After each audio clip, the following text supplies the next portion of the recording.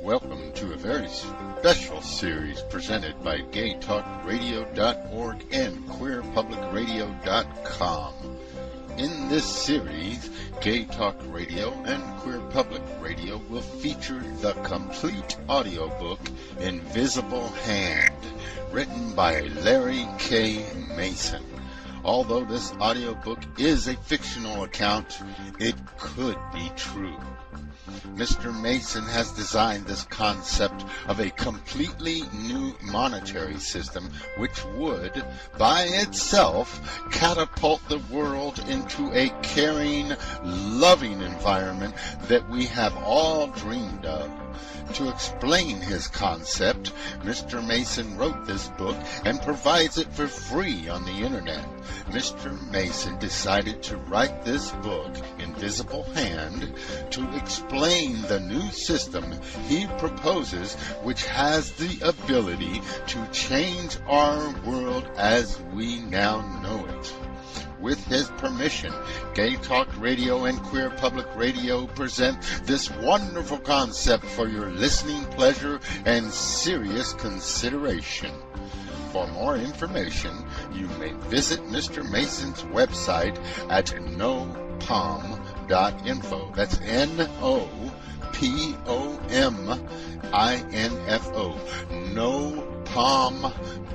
nopom.info. On with the show.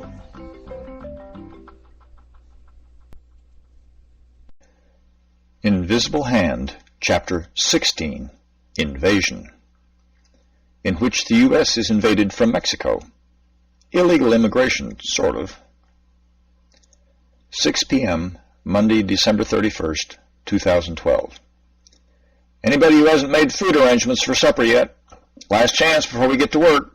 Everybody got drinks and whatever supplies they're going to need? We're expecting a long night. Okay, Pearl, that's the whole order. Sheesh, you'd think we were going to be under siege or something. This isn't the Alamo. No, but the Alamo is just a few miles from here. Just make sure your gear is functioning right and hope you're bored all night long. Yes, Mommy, anything you say, Mommy. Shut up back there, Barney.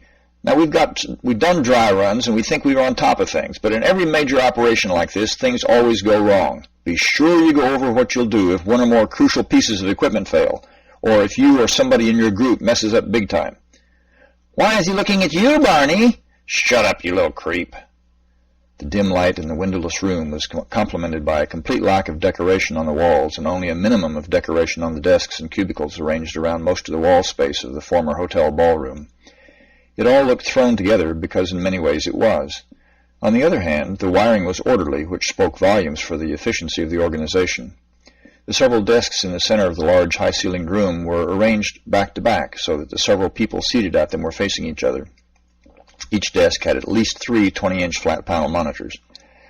The occupants of the room were casually dressed, though none would have been said to be badly dressed. Each was wearing a headset and microphone. Those who were typing at their keyboards typed quickly, almost as if they were unaware of what their hands were doing. Most of the monitors were showing either street scenes from fixed cameras or overhead shots from cameras mounted in pilotless aircraft. Barbara, do you have plenty of reserve staff for tonight? Yes, sir. I have 20 at the home office ready to go and about 300 on 1-hour call at their homes. With 3-hour notice, I can have about 6,200 in hardened sites with full satellite and cable access. Do you think I might need them, Ray? No, I really expect that there'll be some extra people coming across expecting free food and stuff, but the local people can deal with them. No, I expect tonight to be very dull. But if something goes wrong and we're not ready for it, you know we'll be blamed. Carlos, do we have confirmation from all the local police? Yes, Ray. They all said that they'll keep us informed of any problems they have, even if they seem innocuous. Ivan, have your spotter programs got the latest listing of suspected terrorists? Yes, sir. I have it set up to update in real time. If someone is added, it won't wait until the morning to add it to the database. In fact, if we see somebody suspicious tonight and we can't get a close-up, I can put them on the list within about 3 seconds and track them. Excellent. Sir, we're not getting confirmation from the National Guard units yet. In some cases, they don't even have their phones turned on. Should I not contact them until they turn their phones on, or go ahead and break cover? No, keep the security. I haven't been authorized to let them know the phones are live even when off. Time passed slowly, with only the occasional reveler adding interest to a few of the screens. From time to time, the personnel would go on break, but as the hours passed, there were more and more casual comments and chatting at the desks. "What have you got for me?" Ray said, staring over Barbara's shoulder. He listened intently for a few minutes, then he said, "Thanks, we'll take care of it. Carlos, alert the police in El Paso that there's a large convoy of cars and trucks leaving Chihuahua headed north on Highway 45. There are at least several hundred people, no word on who they are." Carlos tapped his keyboard and after a few seconds was talking to the chief of police in El Paso. "Who's got the spotter planes around El Paso?" "Andre here." "Jackson here." "We're expecting a large convoy of vehicles coming from Chihuahua on Highway 45. Pass me the best feed when you get something, but don't go to sleep on everything else. This could be a feint or an opportunity for a terrorist." The casual chatting ceased for a time, and there was little to be heard other than the hum of the air conditioning and the clicking of keyboards. "Ivan, how are things at the crossing points?" "Not too bad. I got a camera down at a bridge in Laredo, but other than that, we're well within our limits." Time passed. "Got him, sir. Headed straight for El Paso, all right. Jackson, where's that spotter plane? It looks like it's at least a couple of miles over the border." "Yes, sir, just a couple of miles. I don't think they'll be able to spot it at this altitude." "Get it back on our side." "Yes, sir." "Jackson, how can you tell the convoy from regular traffic?" "It's easy, sir. The cars aren't gaining on the trucks, and nobody's trying to pass. They're staying with the trucks. Also, there are several motorcycles traveling at the head of the parade and a big gap between them and the car ahead of them." "Jackson, keep your eye on them." "Sir, they're turning. They took Highway 2. They're headed out into the desert." "Andrea, stay en route to El Paso. Jackson, move along the border with them. Cross if you find it necessary to keep them in view. Try to stay high enough to make it hard for the radars to pick you up." "Carlos, what's out that way on your side of the border?" "Frankly, nothing, sir. There's one little town in New Mexico and nothing else until they get to Arizona, and not much even there. The only big town out that way is Tucson, and that's hours away." What's the town in New Mexico?" Looks like Columbus, sir. Barely more than a spot in the road. Just a couple of thousand people, not much of anything." "See if they have police there, and let them know they may have visitors in a little while. Then contact the New Mexico State Police and see what they can do for us. Barbara, tell your people to get ready to call the residents of Columbus, New Mexico. You'll probably need to have the Spanish speakers for a lot of them. Problem?" "No, sir. My staff all have at least English and Spanish fluency, and the third languages are desirable." She typed for a second or two, then spoke quietly. "Mabel, wake them up. We're calling in the 1-hour folks. Warn the section heads on the 6-hour people that we may need them and check the equipment. Give me Jack. Jack, we need all the phone numbers for people living in Columbus, New Mexico. Right now. Get them on speed dial and conference options for our ready reserve. We'll probably have to cover about 750 to 1,000 homes, so get what information you can. Group people who live close together and who speak the same language. We can use broadcast with Dopey if we have to, but it'll go better if we can have live people doing the talking. When you get that set up, tap for the next task. Mabel, here's the situation. We have several hundred vehicles coming up the highway from Mexico. I see that's Highway 11 in New Mexico. We don't know what their intentions are, but it doesn't look good. I'll give you feed from here on the situation. You're going to have to create groups on the fly when we see what we need to do. Use the tactical operations feed, and we'll treat it as a code yellow for now. We need to alert the people of Columbus without scaring them too badly. Here's what we want to get across. Number 1, maybe no problem, but it could be serious. Number 2, we'll keep you informed of just what's happening. Number 3, do nothing without telling us first. Number 4, help is on the way. Finally, if things start to go bad, tell them that we will help them to defend each other. Questions? They're in the middle of nowhere. If they left town, they'd be out in the open, in the cold and dark and defenseless. Evacuation is our last resort. If there's anyone with a medical emergency now, they'll have to get out really quickly because time is something we don't have. Okay, break. Time continued to pass, but whereas before it dragged, now it seemed to fly. Sir, they're turning north on Mexico 23. That'll be New Mexico Highway 11 if they cross the border. Andrea, what about the back end of the column? The last of them turned to follow the others. Looks like they all are headed to the same place. Carlos, has Border Patrol reported anything on Highway 11? Nothing, sir. Carlos, did they believe you when you told them the situation? He said he did, but he wasn't at the border himself. Carlos, can you talk to the guys at the crossing point yourself? Not part of my book, sir. Perhaps Barbara can do something for us. Barbara? Yes, sir. It should be in Carlos' book now. Got it. This is Homeland Security. Have you been notified of the convoy of vehicles headed your way on the Mexican side? Have you been given orders as to what to do? Well, ask for them and be quick. Unless they stop, they should get to you in about 30 minutes. I'll call back in 10 minutes. If you're still there, I'll have more word for you. Carlos, listen to this call. Andrea, have you got any resources you can direct to Columbus? No, sir. The Border Patrol has several for that area, but I don't know what they have airborne. Ivan, can you help us on this?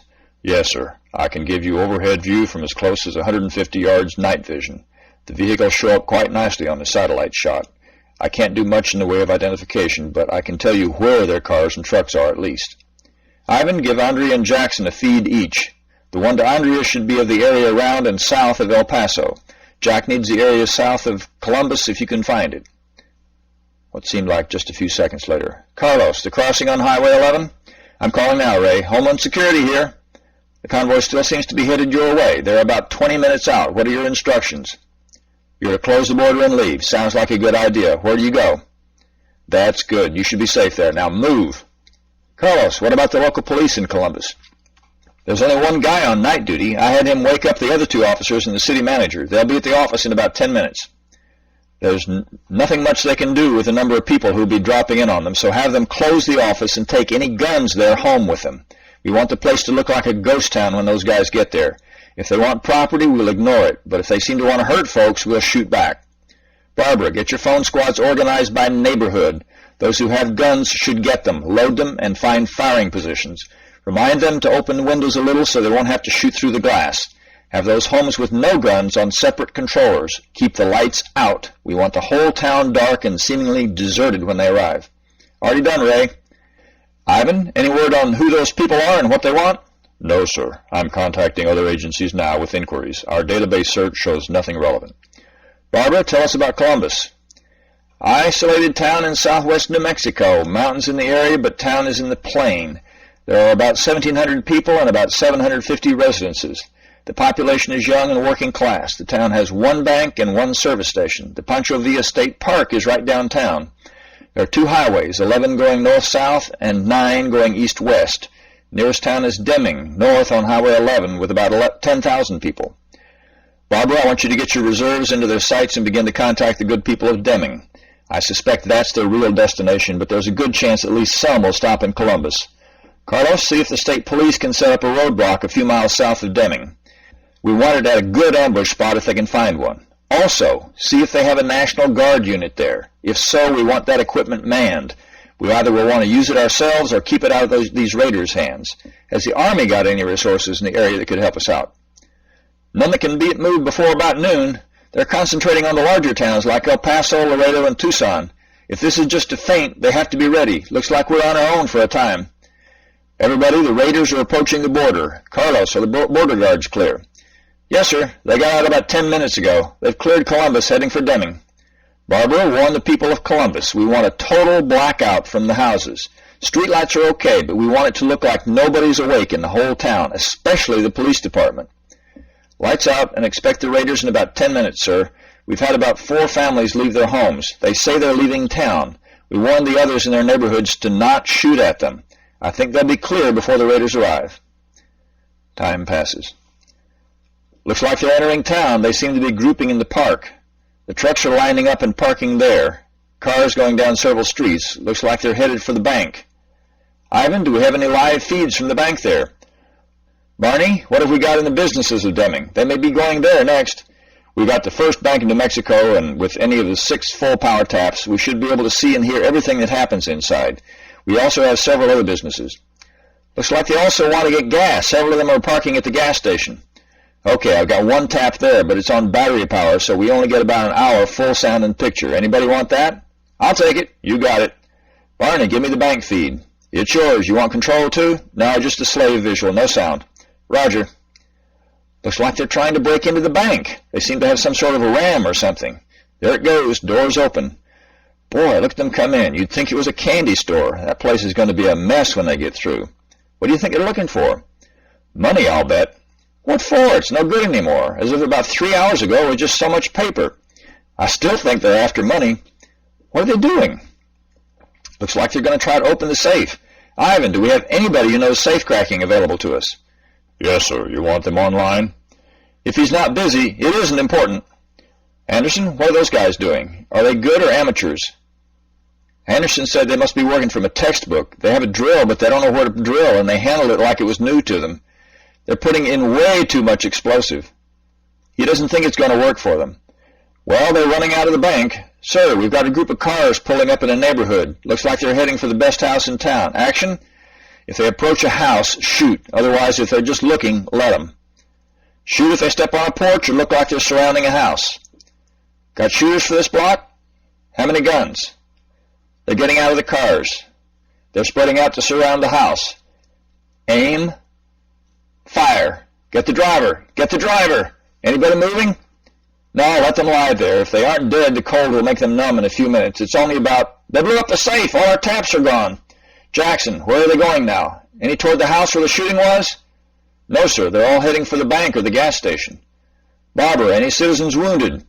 No, sir. We had some broken glass, but only a few minor cuts. We had to remind them to keep the lights off, though. Any of the group at the house still up and about?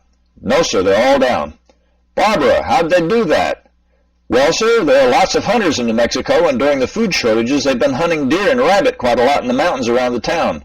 We had 8 guns on that block and put down 7 of the raiders in the first volley. The other 3 got off a couple of shots, but the second rounds had them quiet in about 5 seconds. Those hollow point bullets packed quite a wallop. My compliments to your staff. Looks like good work on that one. Remind the others that we may have the same kind of thing in other blocks. Tell them all what happened so they'll get more confidence. Jackson, what's happening at the bank? Still lots of guys going in and out. They're carrying in several boxes. My guess is more explosives. Barbara, do any of the citizens who have homes near the bank have a picture phone that can give us a view of the bank? I'll ask. Mabel, ask the blocks near the bank if anybody has a picture phone that can show us what's happening at the bank. Only 2, sir, and they've got bad angles. They're running out of the bank again. Christ, there went all the windows. That must have shaken the whole town. Barbara, reassure the citizens that everything is okay. It's just a building. No one is hurt. Keep their lights off. They're going back into the bank. Carlos, any word from the state police on a reception committee for those guys if they head for Deming next?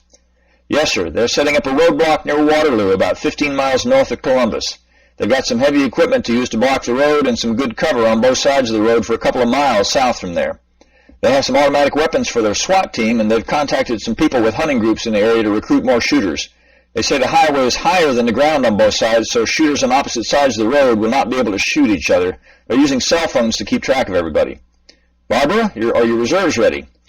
We've got about 1,000 in sights. It seems lots of them were up and dressed for New Year's parties, so they could get on site pretty quickly. I think we'll have over 3,000 by dawn. Should I offer our services to the state police? Yes, do for Deming what we've done for Columbus. It's about 10 times bigger, but we'll try to keep the raiders away from town, so you shouldn't have to talk to everybody. Andrea, anything else big on the horizon?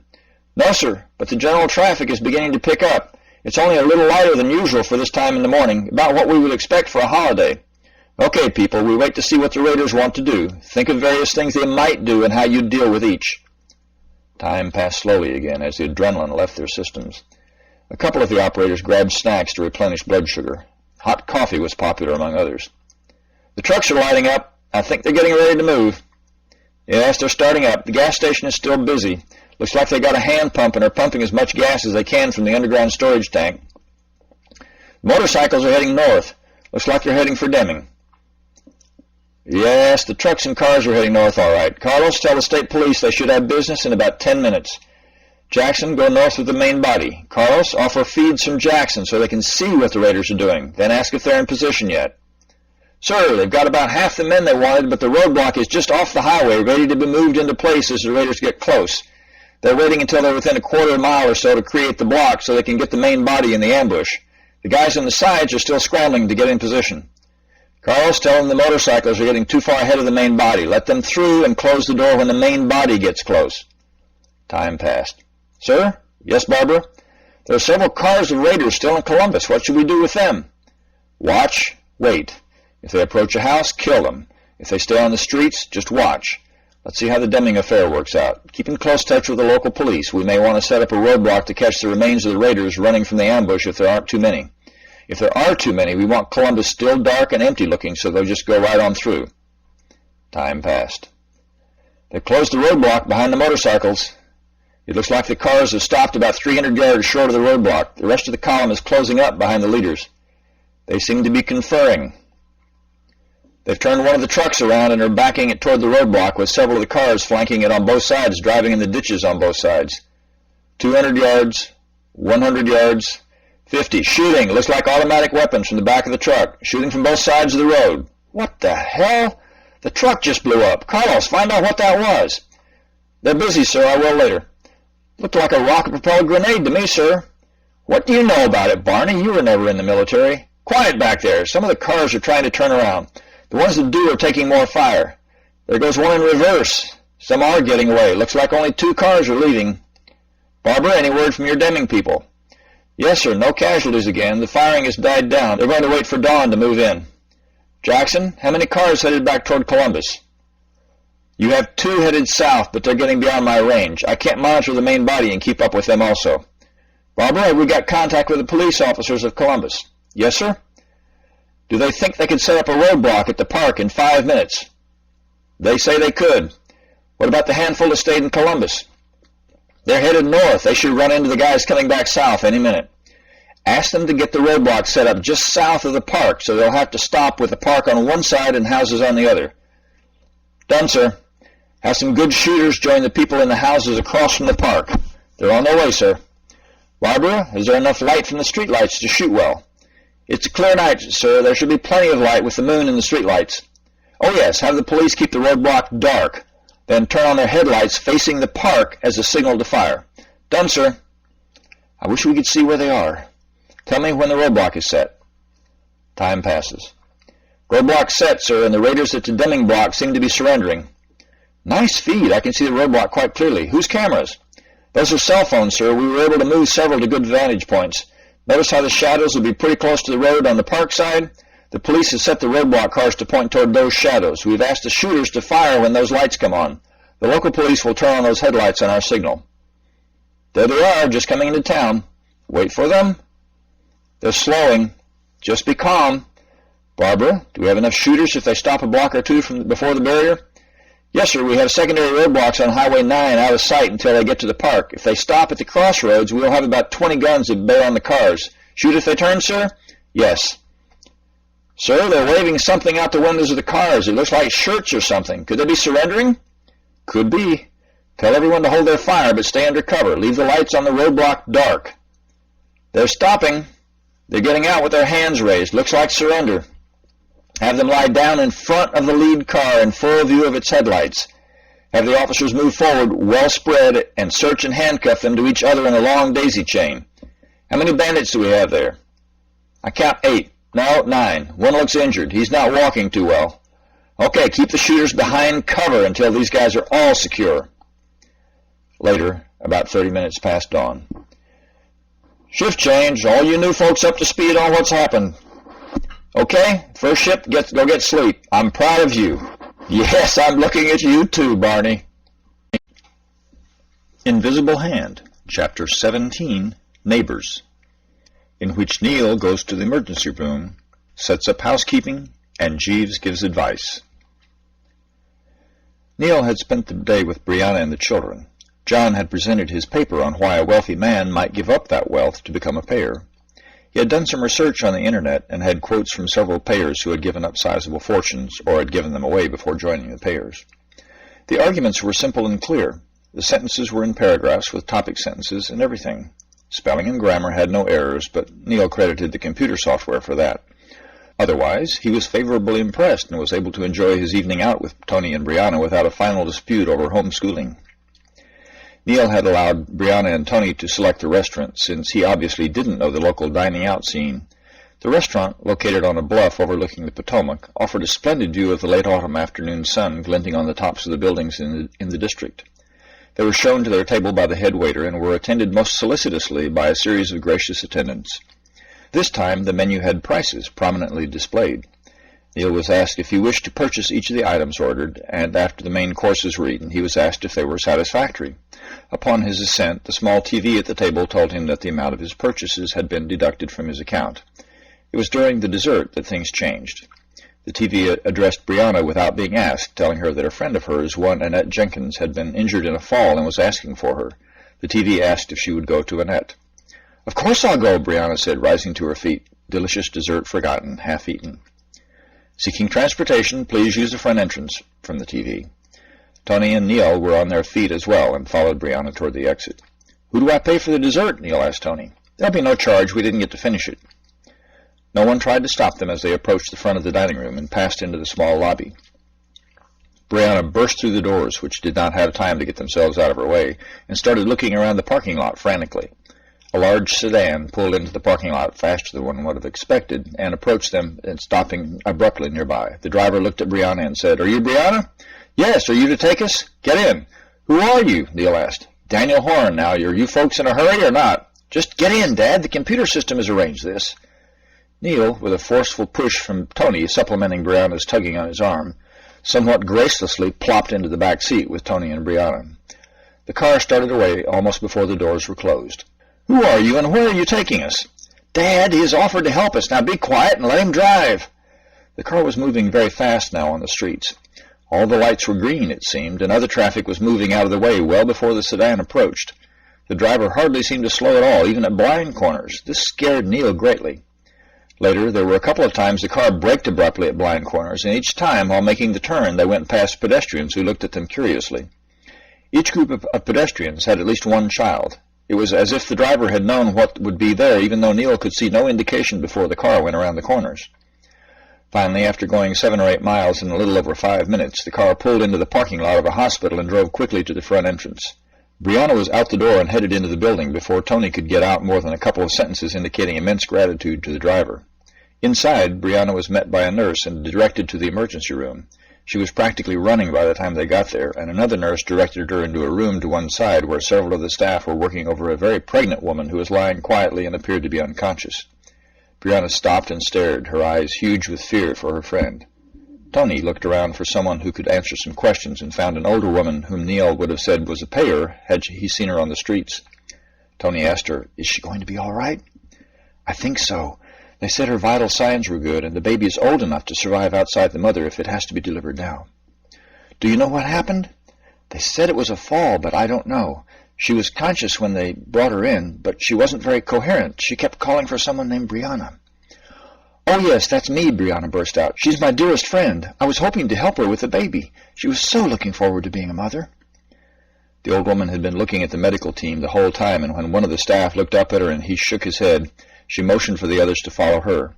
Brianna came very slowly and reluctantly, looking back almost the whole way. They were shown into a waiting room, which had several combinations of seating. Some combinations were clearly for individuals who did not want contact in that they were somewhat surrounded with plants. Others were clearly for small groups of people because they had several seats close together around a small, low table. There were several pairs of chairs, of course. The lighting was dim. There were some pools of brightness where reading lamps cast their sun-spectrum light on the reading materials of the person using the lamp. The walls and furniture were of soothing colors, and in one corner was a rather impressive collection of toys and a 3-partition toddler-confining raised play area enclosed in netting. The 2 toddlers using it were able to play with the toys in their sections, but could not get to each other. The older woman led them to a cluster of chairs that was unoccupied, and they were seated, Brianna using only the front couple of inches of her comfortable chair. "I think they were about to take her to the operating room, so they asked me to take care of you folks. From the looks of the doctor, I don't think this one is life-threatening."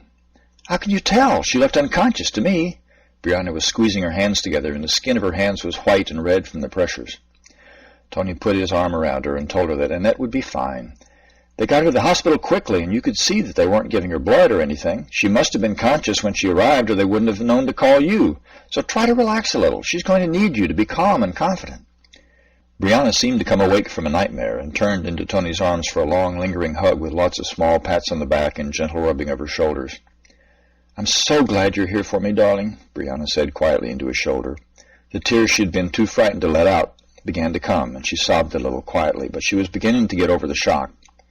After about an hour, during which Neil was there and attentive but felt he shouldn't say much, the older woman returned and asked Brianna to come with her to attend Annette, as she would be coming out of the anesthetic soon. Brianna was much more in control of herself now and hurried out without even looking back. Tony used one of the screens to contact the babysitter, who was willing to keep the children late, especially since she was also a friend of Annette's. "Do you feel up to answering some questions now?" Neil asked Tony. "Oh, yes, it'll take my mind off what's happening to Annette," Tony smiled rather grimly. "Well, first, Why did they call us to come when we are only friends? I could understand it if we were family maybe, but merely friends? People do not deal with injury or illness well when they are under stress. Hospitals are very stressful places. You don't know anybody there. There are lots of suffering people whose misery you don't want to share.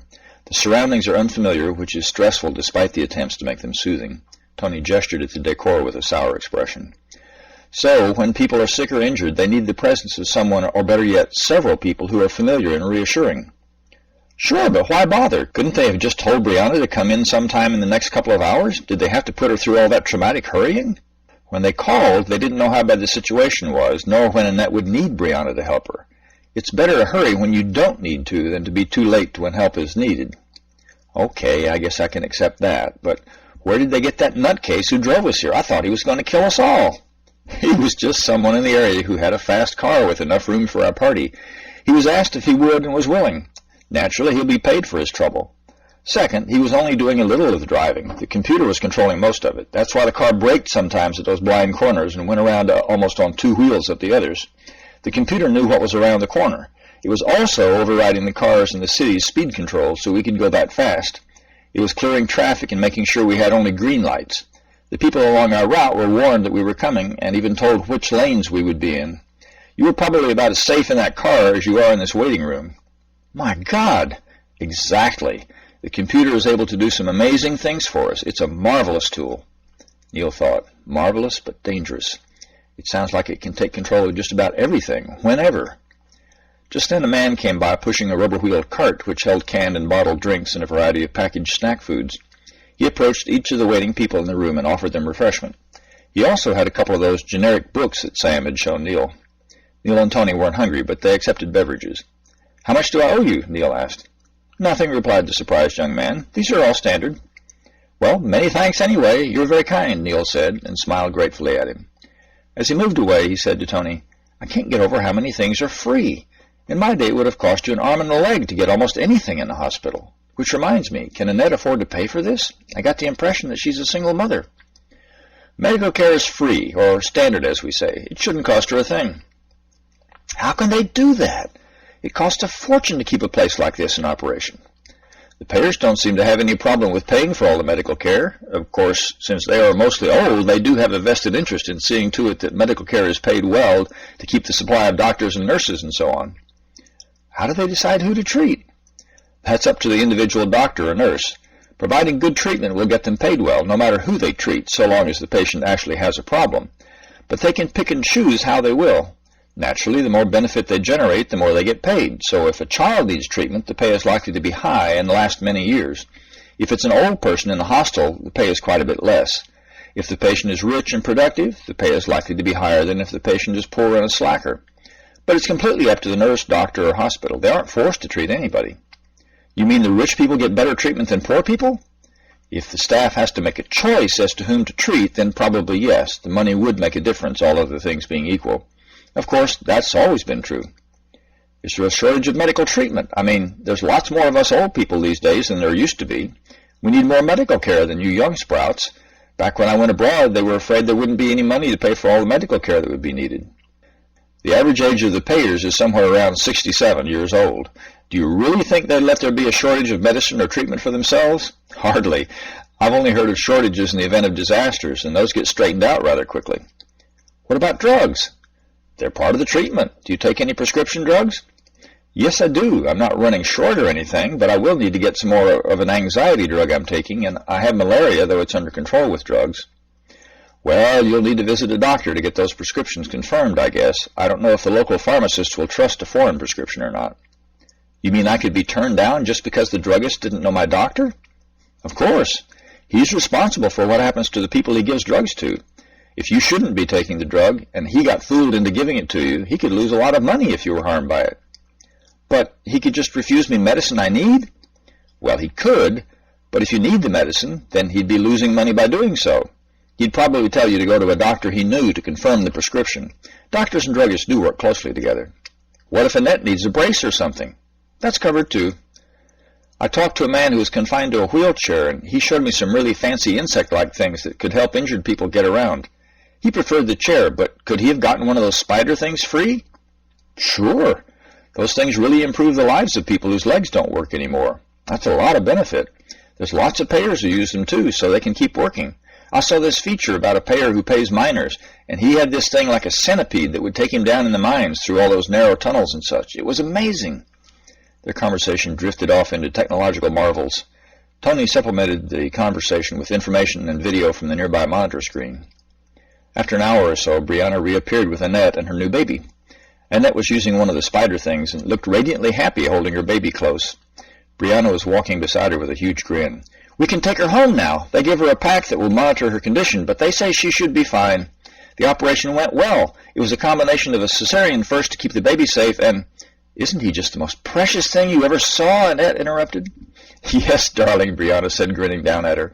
"And they also fixed the broken vertebrae, and they say the nerves will be regenerated in a few days, so Annette will be able to walk again. They say it'll take some practice at first, but she'll be good as new." "That's wonderful," Tony said. Then he won Annette's heart by asking, somewhat boyishly, if he could hold the baby for a minute.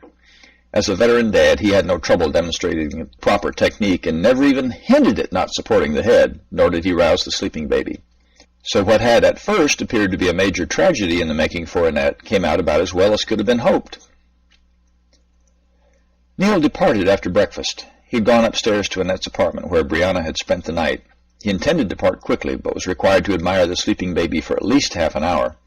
He asked Jeeves in Annette's apartment when the next bus would come, and by that device was able to beat a retreat from the thrill of new motherhood and the several other friends of Brianna and Annette's who were in attendance.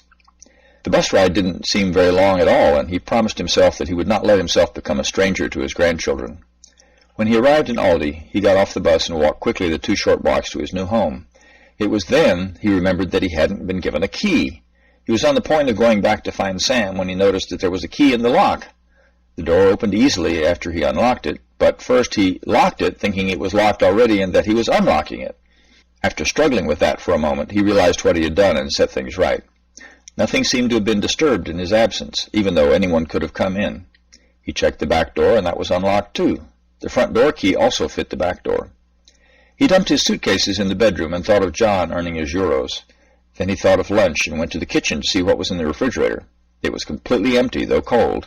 He looked in the cabinets. They had the same kind of sturdy, serviceable dishes and glasses that had been in use in Brianna's place, but there was no food. If they delivered in the morning, he was going to have a long wait for his next meal unless he could find the cafe downtown. Leaving the doors locked and pocketing the key, he strolled the 2 blocks to the center of town and looked both ways. There were 3 places to eat. He chose the one that looked least like a chain establishment and walked in. The smell of food cooking was enough to make him hungry, even if he wasn't before. He sat at the counter a couple of seats from the nearest other patron and looked at the menu. This was made of stiff paper laminated in plastic. A couple of items had been crossed off with a grease pencil, and a couple of other items had been written in. It was all simple country food, meat, potatoes, a few vegetables, and salad. A waitress who appeared to be in her 20s put a glass of water down in front of him and said, "What can I get for you?" "I'll have the fried chicken and a tossed salad with Thousand Island dressing." "Vegetables with that? The menu is right about that for once. Any 2 of the 3 from that list there." "Green beans, mashed potatoes, and fried okra." "You want white or dark meat on that chicken?" "Dark, I think, this time." "Did you get all that, Dollar?" the waitress hollered to the back. "Sure did. It'll be in the window by the time you get him his black coffee." The waitress poured a cup of coffee, left it black, and brought it back to Neil. Before she could turn away, Neil asked quickly, "How did she know I wanted coffee, and black coffee at that?" He was expecting to hear about the computer again. "Oh, Sam was in here for dinner last night, and he told us you might be coming by." I guess people and gossip were invented before computers, Neil thought wryly to himself. The waitress returned immediately with a plate of food still gently steaming and placed it in front of him with an extra napkin, presumably so he could eat the fried chicken with his fingers. Neil thanked her and asked if everybody got their food this quickly. She said that when the orders weren't coming too fast or the place was too noisy, they did. While she and Darla were working anyway, she couldn't speak for the others who worked there. Since the waitress stayed relatively close to where Neil was eating, he felt bold enough to ask a delicate question in a quiet voice. "Did Sam happen to tell you anything about me besides how I like my coffee?" "Well, he did let drop a few things. Sam never was one of those tight-lipped fellows." "Did he say that I was out of the country for a long time and I still don't really know my way around much?" "I'll allow as how that was the impression we got, yes." "Well, if I had been served like this 20 years ago, I would have left a pretty good tip, but now I don't quite know what to do to show how much I appreciate your prompt and helpful service." "Mister, if that's a pickup line, you came to the wrong place," her face showing a little color with a frown. "No, really, I just want to do the right thing. I'm not trying to be insulting or anything. Please help a poor old fool who's new to all this to find his way." She still looked a little suspicious, but relented enough to say, "You just tell that payer over there," she pointed at an elderly woman in white sitting in a booth reading a book, "what you said about the service." "Yes, ma'am, I'll certainly do that." Boy, money matters were dangerous. A person could be insulting without even trying. Thinking he was shifting to a safer topic, he asked, "Who do I tell what food I want delivered to the house?" "Delivered to the house? What are you talking about?" She was becoming suspicious again. "When I was staying with my daughter in her apartment, this guy brought an insulated box full of food and various necessaries to the apartment door each morning. Don't they do something like that around here?" "No, why should they? You need some food to take home, you go over to the grocery store and see what they'll give you. From what Sam says about you, I guess they'd trust you with about, say, a week's worth. If you turn out to be dependable, they might even go 2 weeks next winter." So things were definitely different in this small town. There had been no prices on the menu, so Neil figured it was standard fare. The food was good and filling, but not exciting. It didn't match the food that he had had in the Good and Quick. Having finished his meal, Neil went over to the pair and expressed his appreciation for the service Darla and the waitress had provided. Next, he went out to the street to locate the grocery. Nobody followed him hollering about paying for his meal, so he guessed that it was standard as he had thought. The grocery was about a block and a half down the street to his right. He sauntered toward the grocery, looking at the stores as he passed. None of them had any signs about sales. There was really nothing remarkable about them so far as he could see. A couple of them had their doors open since the spring air was only cool rather than cold. The grocery store parking lot had a number of pickups, as one would expect in a semi-rural area, but it also had several cars that looked altogether out of place in a farm town.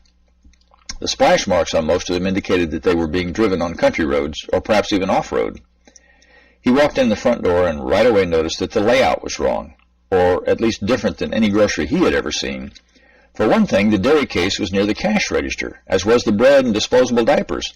It was as if it was intended to be convenient to pick up a few things without having to go to the back of the store.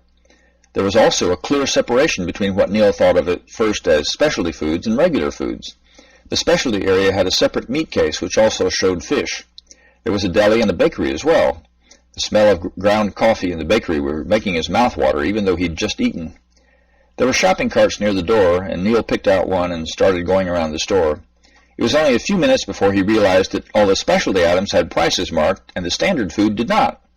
Since Neil was no gourmet, he confined himself to the standard goods until the coffee smell drew him over to the specialty side. He found several bags of coffee beans next to the grinder, and a woman wearing an apron came over to ask if she could help him.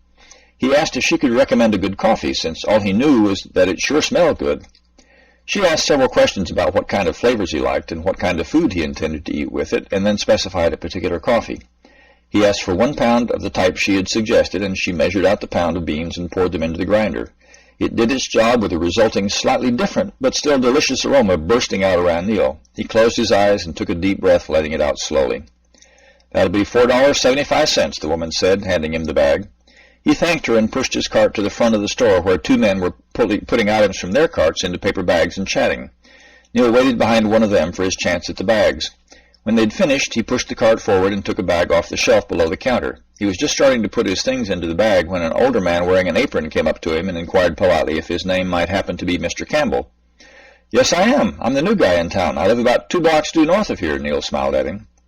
"I'm Mr. Seawright, Jonas Seawright, the owner of this grocery, Mr. Campbell. I don't want to seem picky, but it looks to me as if you have a bit more than a week's worth of food there." "Well, the house didn't have a bit of food in it when I was just there, so I thought I'd better stock up. Mr. Witherspoon mentioned that you might drop in on us. He said he thought well of you, so I'll let you have a week's worth of food this time. You can just leave about 1/3 of this stuff on the counter, and I'll see that it's put away. When you get that sacked up, you can come over to the counter there and I'll buy the coffee." "Yes, sir, I'll be right there." This was more complicated than he'd expected. The other 2 guys did have only a single sack of food each. Soon he'd made his decisions about what meals he'd have and how often he'd eat out and packaged the food into 2 sacks. He carried it all over to the computer screen he saw at the counter near the specialty. No, that should be luxury foods. He put the coffee on the counter, and Mr. Seawright ran a scanner over it and said, 1 pound of coffee, store ground, at a price of $4.75 per pound. I, Neil Campbell, agree to the purchase of 1 pound of coffee for $4.75, and raised his eyebrows in a questioning look at Mr. Seawright, who nodded. The computer in Jeeves' voice repeated, Mr. Neil Campbell has purchased 1 pound of coffee, store ground at the store of Mr. Jonas Seawright. Would you like to hear your remaining account balance? Yes, Jeeves, I believe I would. One in Rome, thought Neil. Your remaining balance is $84,473.53. Mr. Seawright's eyebrows went up, and his face subtly adjusted itself to a look of respect. We are most happy to serve you, Mr. Campbell. Since I see you didn't arrive in a car, may I suggest that you let one of the boys carry the bags for you?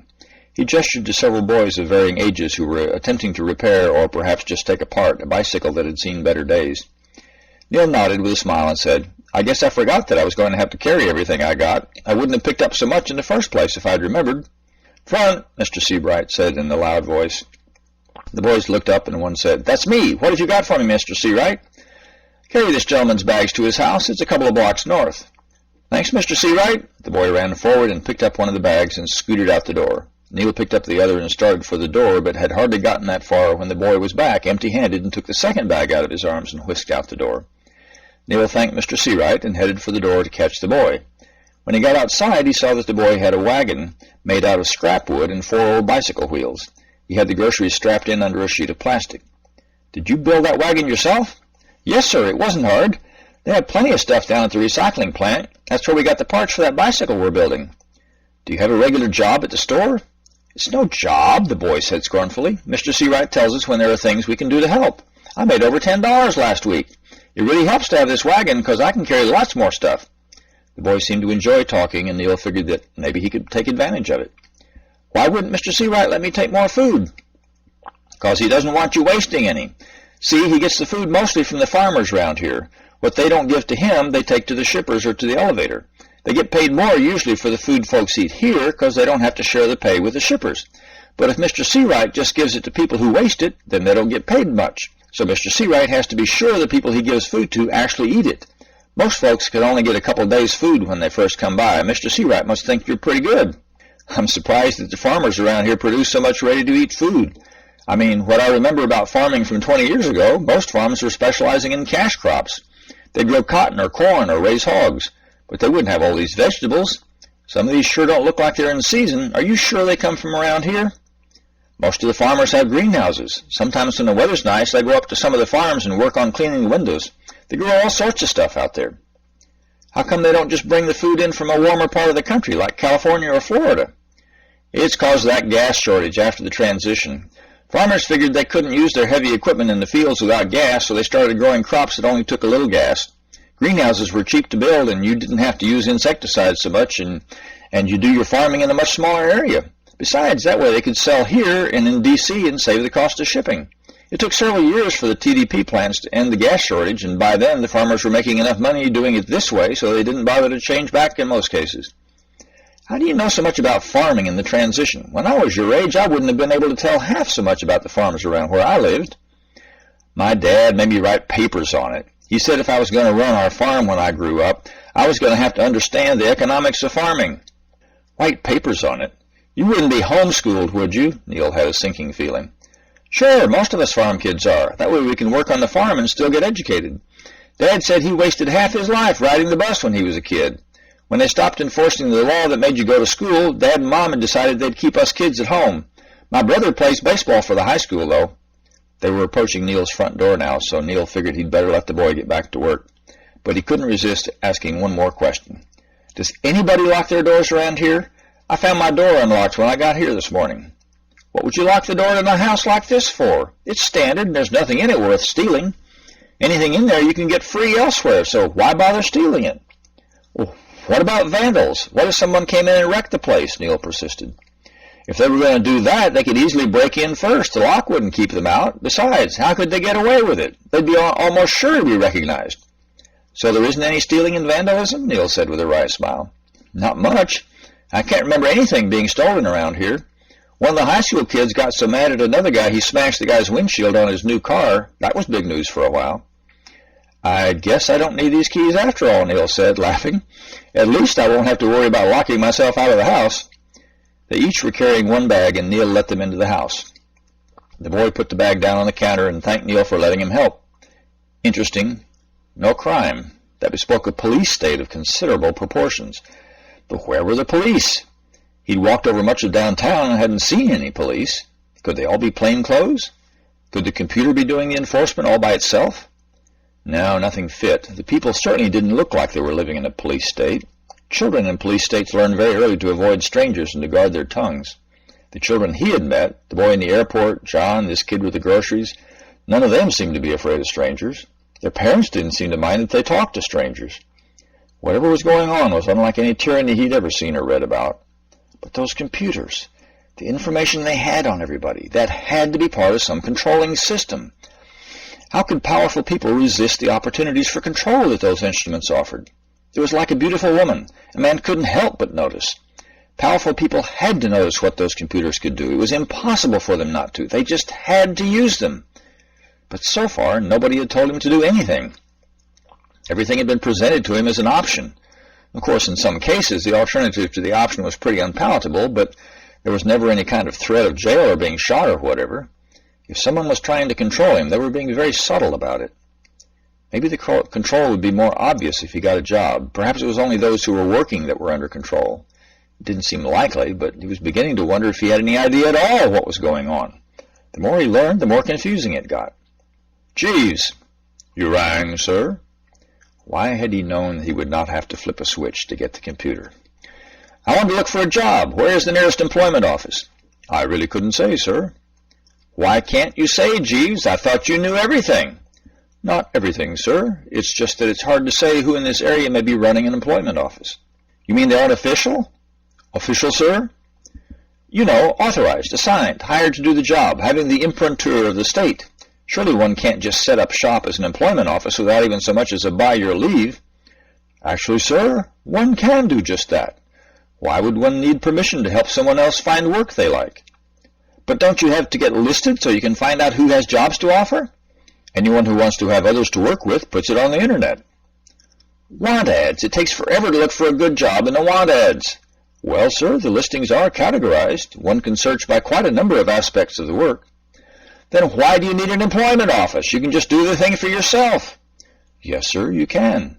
But people seem to prefer going to the employment offices.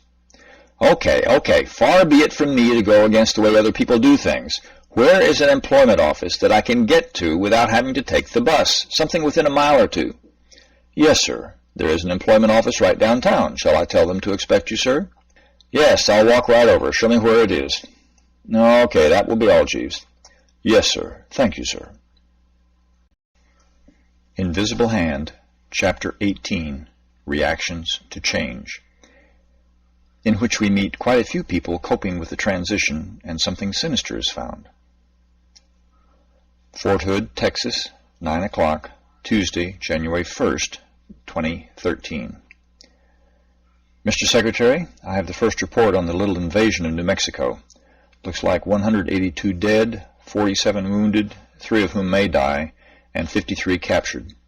They appear to have been a loose confederation of gangs from Chihuahua who came north to loot some towns. They had heard from local media that there was going to be all sorts of social unrest and chaos when we made the conversion to the new money. They wanted to get a share of the spoils. They were very disappointed when they finally blew open the safe in Columbus and found no currency, and they couldn't even get into the safety deposit boxes, which were still locked because they had used all their explosives on the main door. We had no casualties at all except a sprained ankle or two among the volunteers at the Deming site from walking over rough ground in the dark. The only damage reported so far has been the bank, some gasoline taken from a FINA station in Columbus, some broken glass, and a few bullet holes in houses. At the Deming roadblock, we had some bullet damage to the trucks we used to make the block and a few bullet holes in a couple of police cars. We came out of this very lucky, sir. Yes, we were lucky, but I think we earned most of that luck. Homeland Security really came through for us. It was as if everybody knew exactly what to do. The citizens were suddenly part of the police force, and all of our moves were coordinated like a ballet. Of course, it didn't hurt that those small-town people in New Mexico knew how to shoot and take care of themselves. We haven't been so lucky everywhere, sir. We've had some minor rioting at drugstores and groceries, the stores that one would expect to find open on a holiday. At the border crossings, we were well prepared, and though there were crowds, at most of them, all the violence is on the Mexican side. We're monitoring about 30 terrorist suspects who crossed this morning. We have distant tails on each of them, and if they leave public transportation, we'll pick them up. Things seem to be settled then. So I'm going to get some sleep. Stay on top of things with Jenkins, then let him take over and you get some sleep. This thing isn't over yet. 7:30 a.m., Tuesday, January 1st, 2013. Good Lord, where did they all come from? I expected extra business now that people don't have to pay for their medication, but I didn't expect this. Looks like we better get organized. While you get ready behind the counter, I'll try to get these people organized. As they moved toward the drugstore's front door, some members of the crowd recognized them and started toward them. The babble of voices surged as several people at once attempted to initiate a conversation with the pharmacists. Quiet, please, quiet. We'll get to all of you, so just relax. Now, let us in and we will open the store on time as usual. Just be patient or we won't be able to fill any of the prescriptions. The small crowd reluctantly parted and allowed them to unlock the door, enter, and with a little pushing back of one overeager matron, they managed to get the door closed and locked. As they moved toward the counter at the back of the store, always have your customers see as many products for sale as possible, regardless of why they entered your shop. Stephen said, I'm going to call the police. It's half an hour before opening time, and we have that many people. I can just imagine what it's going to be like in here when we open. I think they'd better have somebody down here in case there's trouble. You're right. I'll call Doris and Tony and see if they can come in to help. I'll also tell them to come around to the back door to get in. I'll bet that folks are going to want lots of stuff in here. We're going to need somebody at the front register to approve what they want to take. I think we're going to have trouble on the non-prescription stuff. I can see them wanting to loot the store and take all sorts of stuff they don't really need. Maybe you'd better ask for several police while you're at it. Try to explain the situation to them. Right. 10:15 a.m., Tuesday, January 1st, 2013. Honey, we have a problem. Huh? I said we have a problem. I just got off the phone with Jenny. She won't babysit for us because we can't pay her. Well, call someone else. I already called everybody who's sat for us in the last 3 months. They all say we can't pay them, so they won't sit for us. Give me the phone. What are you going to do? I already tried pleading and begging. I'm going to call old lady Mercer across the street. She says she's going to be a payer. She's been bragging that she'll be important now. Let's see if she can handle this situation. He said in a louder than necessary voice, Call old lady Mercer, the one who lives across the street. The phone obediently placed the call. Hello, Mrs. Mercer? How are you doing? That's wonderful. I guess you're happy now that your day has come and you're an official payer. You say you haven't actually paid anyone yet. Oh, then, that's just a formality. You can really pay anyone you want? Well, we have a problem over here that you might be able to do something about. I was hoping you would. You see, we can't pay our babysitters. That's right. They won't work for us because we can't give them money anymore. Well, I don't know, Mrs. Mercer. You're the payer. I thought you would know. Try Jenny Tyndall. We like her pretty well. Thanks and goodbye, Mrs. Mercer. We'll be eagerly awaiting your phone call. What's she going to do? She said she'd call Jenny and try to get her to sit for us. Do you think she can? I don't know, but I do know I'll never let her live it down if she can't get somebody to sit for us. A few anxious minutes passed and the phone rang. Hello? She said. Oh, hello, Jenny. Yes, we would love to have you sit for us tonight. Can you be here about 6? Oh, you can eat whatever you find in the fridge as usual. Great. We'll expect you at 6 then. Bye. I'll be damned. The old bat did it. I wonder what she told Jenny. I don't know, but I do know one thing. What's that, sweetheart? You had better be awfully nice to Mrs. Mercer or I'll make your life miserable. 11 a.m., Tuesday, January 1st, 2013. I'm home, dear, and I have your medicine. Are you all right? I heard on the radio that there was trouble at most of the drugstores in town. There were even some fights at one of them. I'm just fine, dear. There was a crowd, but they handled things okay, and they served me pretty quickly. Let me just get you a glass of water, and you can take your medicine. The elderly gentleman stepped into the tiny kitchen and reappeared moments later with a glass of water and a pair of pliers. I'll have the top off this bottle in just a minute. There. He shook out 2 of the pills into his palm and offered them to the tiny woman in the rather old wheelchair. She looked up at him gratefully and swallowed them with water from the glass she held. Now tell me about what happened at the store. I've been terrified ever since I heard of the trouble. The gentleman tucked the blanket that had come loose around her legs and sat on the couch near her chair. He carefully wrapped himself in a rather dingy comforter that was thrown across the back of the couch. The chill in the room was palpable, and occasionally one could see some breath condensation as they spoke. "Well, I got to the drugstore about 20 minutes before it was due to open, and there was already a crowd of about 30 people there, with more arriving even as I approached. The people were crowded around the doors looking into the store where it was lit, but the sign on the door still said closed. I was scared to try to get to the front of the crowd, since some of the people there were arguing about who got there first and who should wait. About 3 minutes before the store was to open, a police car came into the parking lot, and 2 policemen got out. They walked over to the crowd and asked what was going on. Several people in the crowd started saying they were first in line, or that they were just waiting for the store to open. The police said that the store would open in just a few minutes and everyone would be served. The crowd was still somewhat loud, and from time to time a voice was raised, but the police would move in that direction and they would be quiet. Meanwhile, still more people were joining the crowd.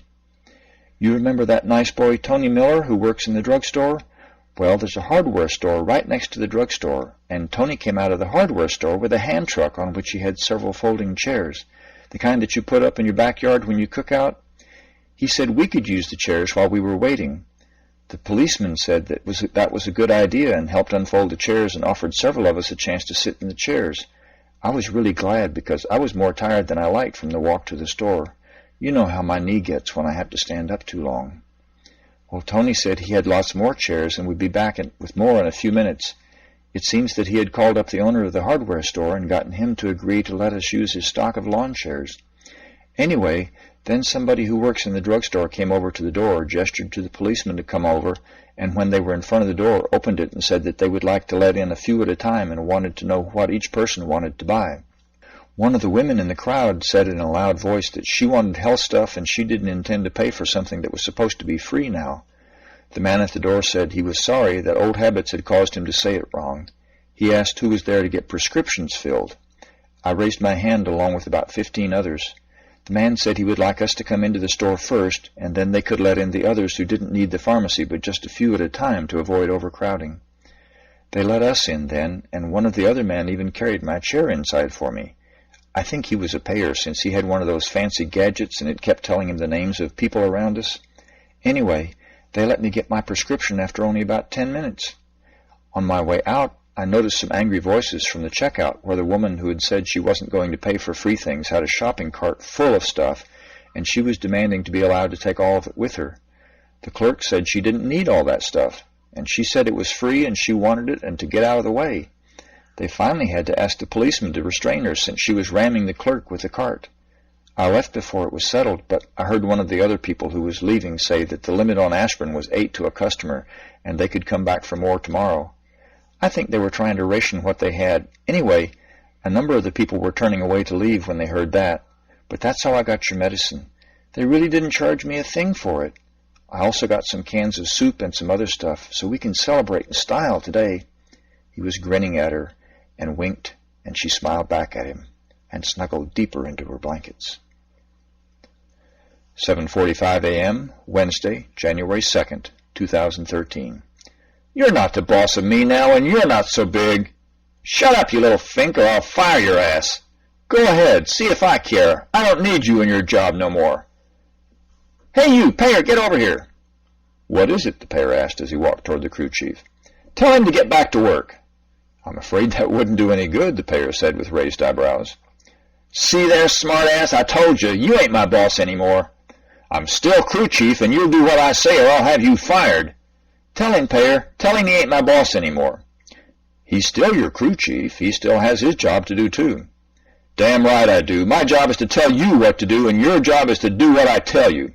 You gonna let him talk to me that way? He ain't got no right to talk to me that way." "He can talk any way he wants, and you don't have to do what he tells you if you don't want to.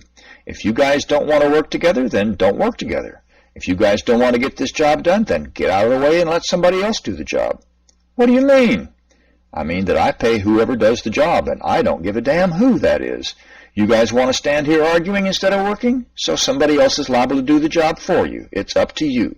I pay whoever gets the job done." "Oh, really?" they said in chorus, then looked quickly at each other.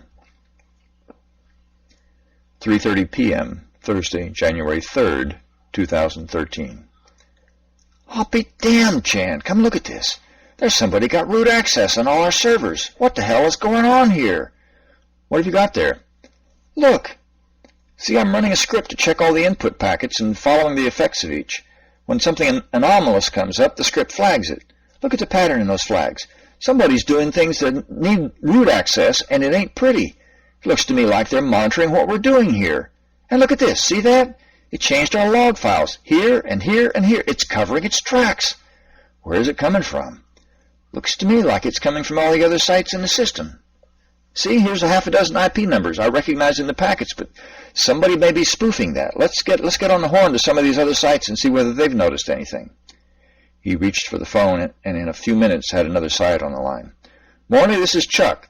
Say, we've got some interesting things happening here that look like a root compromise situation. Have you got anything suspicious going on at your site?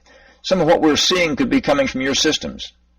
No, it's nothing like the usual hacker attack. This looks more like they're trying for a long-term compromise situation, like they wanted to be able to control our servers and never be noticed. It's modifying the logs and everything. Yeah, I found it by watching the packets coming in off the network and looking for anything I couldn't account for. I found lots more than I bargained for.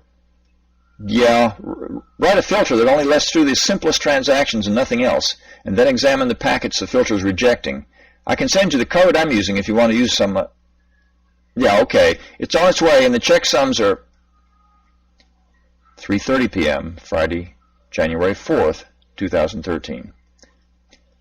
Hello? Ted, this is Sally.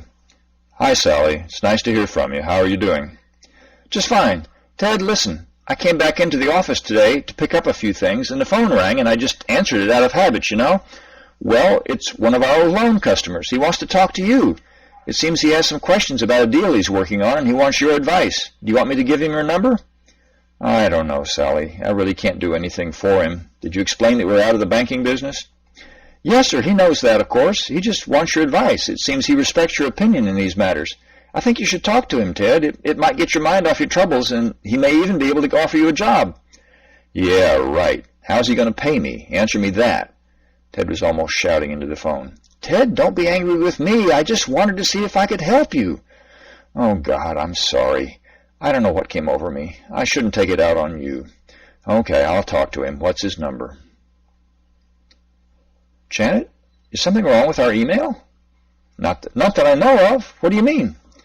I haven't read my email in over a week since we've been at your mother's, and now I get on and there's only 3 or 4 messages. There's no spam. Do you think it's broken or something? What's wrong with no spam, silly? Nothing, but the spam filter should have been full of the stuff. There isn't any there either. Maybe it has something to do with the transition. Maybe the email computers are down or something. You remember there was something in the news about computers being down. No, that was with the money accounting computers. Somebody tried to hack into them, and they shut them down to get rid of the bad code the hackers had put in. Now, this is something else. I'm sure hope there's nothing wrong with our email. Have you tried any of the web things like eBay or Google? Not yet. Let's see. Well, Google's still here. Wait, there's no ads. Let me look at new cars. Well, there's information about cars, and here's some stuff on the new car dealerships in the area, but no ads. That's weird. Let me try eBay. Boy, look at this, some kind of announcement. It says their whole operation has changed. They still will show things for sale, but the prices are fixed, no bidding. It's first come, first served now, except for the shipping, and that's included in the price. At least that's the same. They charge more for next day or for long distance. They also say if you have capital goods, you can advertise it there. They have an entire section just for capital goods. Now, you have to admit that ought to be because of the transition. You can't tell me eBay would be all that different if we were still using the same old money. No, you got me there. That has to be due to the transition. Well, if the lack of spam is because of the transition, maybe the idea isn't so cockeyed after all. This is Sam Sherman with your Wake Up News. The disturbances at the malls across the state seem to have calmed down as people learn what it means to have free necessities. Those who thought they could take as much of whatever they wanted because it was free have learned otherwise now. In some cases, they insisted on learning the hard way. This is filmed from a grocery store in Rocky Creek Mall. Police got here a little late and had to subdue a crowd fighting over food. The store owner and 3 customers were taken to the hospital with minor injuries. All were later released. 8 people were arrested for assault and battery, theft by force, and vandalism. People report that the situation is calm now and expected to remain so, as a uniformed officer will be stationed at the store on a full-time basis. Remember, people, you may not have to pay for necessities, but it's up to the owner of the necessities how much, if any, of those necessities they're willing to give you. It's their gift, not your right. Got that? In other local news, the rush on the malls and stores was matched by a rush on medical facilities. Nurses were doing triage to determine which patients would be allowed to see the doctors next. Some patients were upset with their place in line, but when they were provided with hot coffee, snacks, and even toys for their children in some cases, tempers were soothed. Most hospitals say that the rush is eased and that patient load is returning to normal.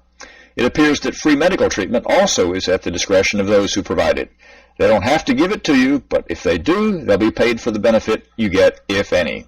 Local Department of Transportation official Fred Sparkman has asked all those in the highway construction business locally to meet him at the auditorium in Town Hall to coordinate work on city streets.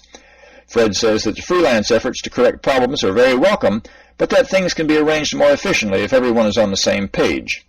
In national news, the government of Mexico has apologized for not restraining the several border invasions in Texas and California.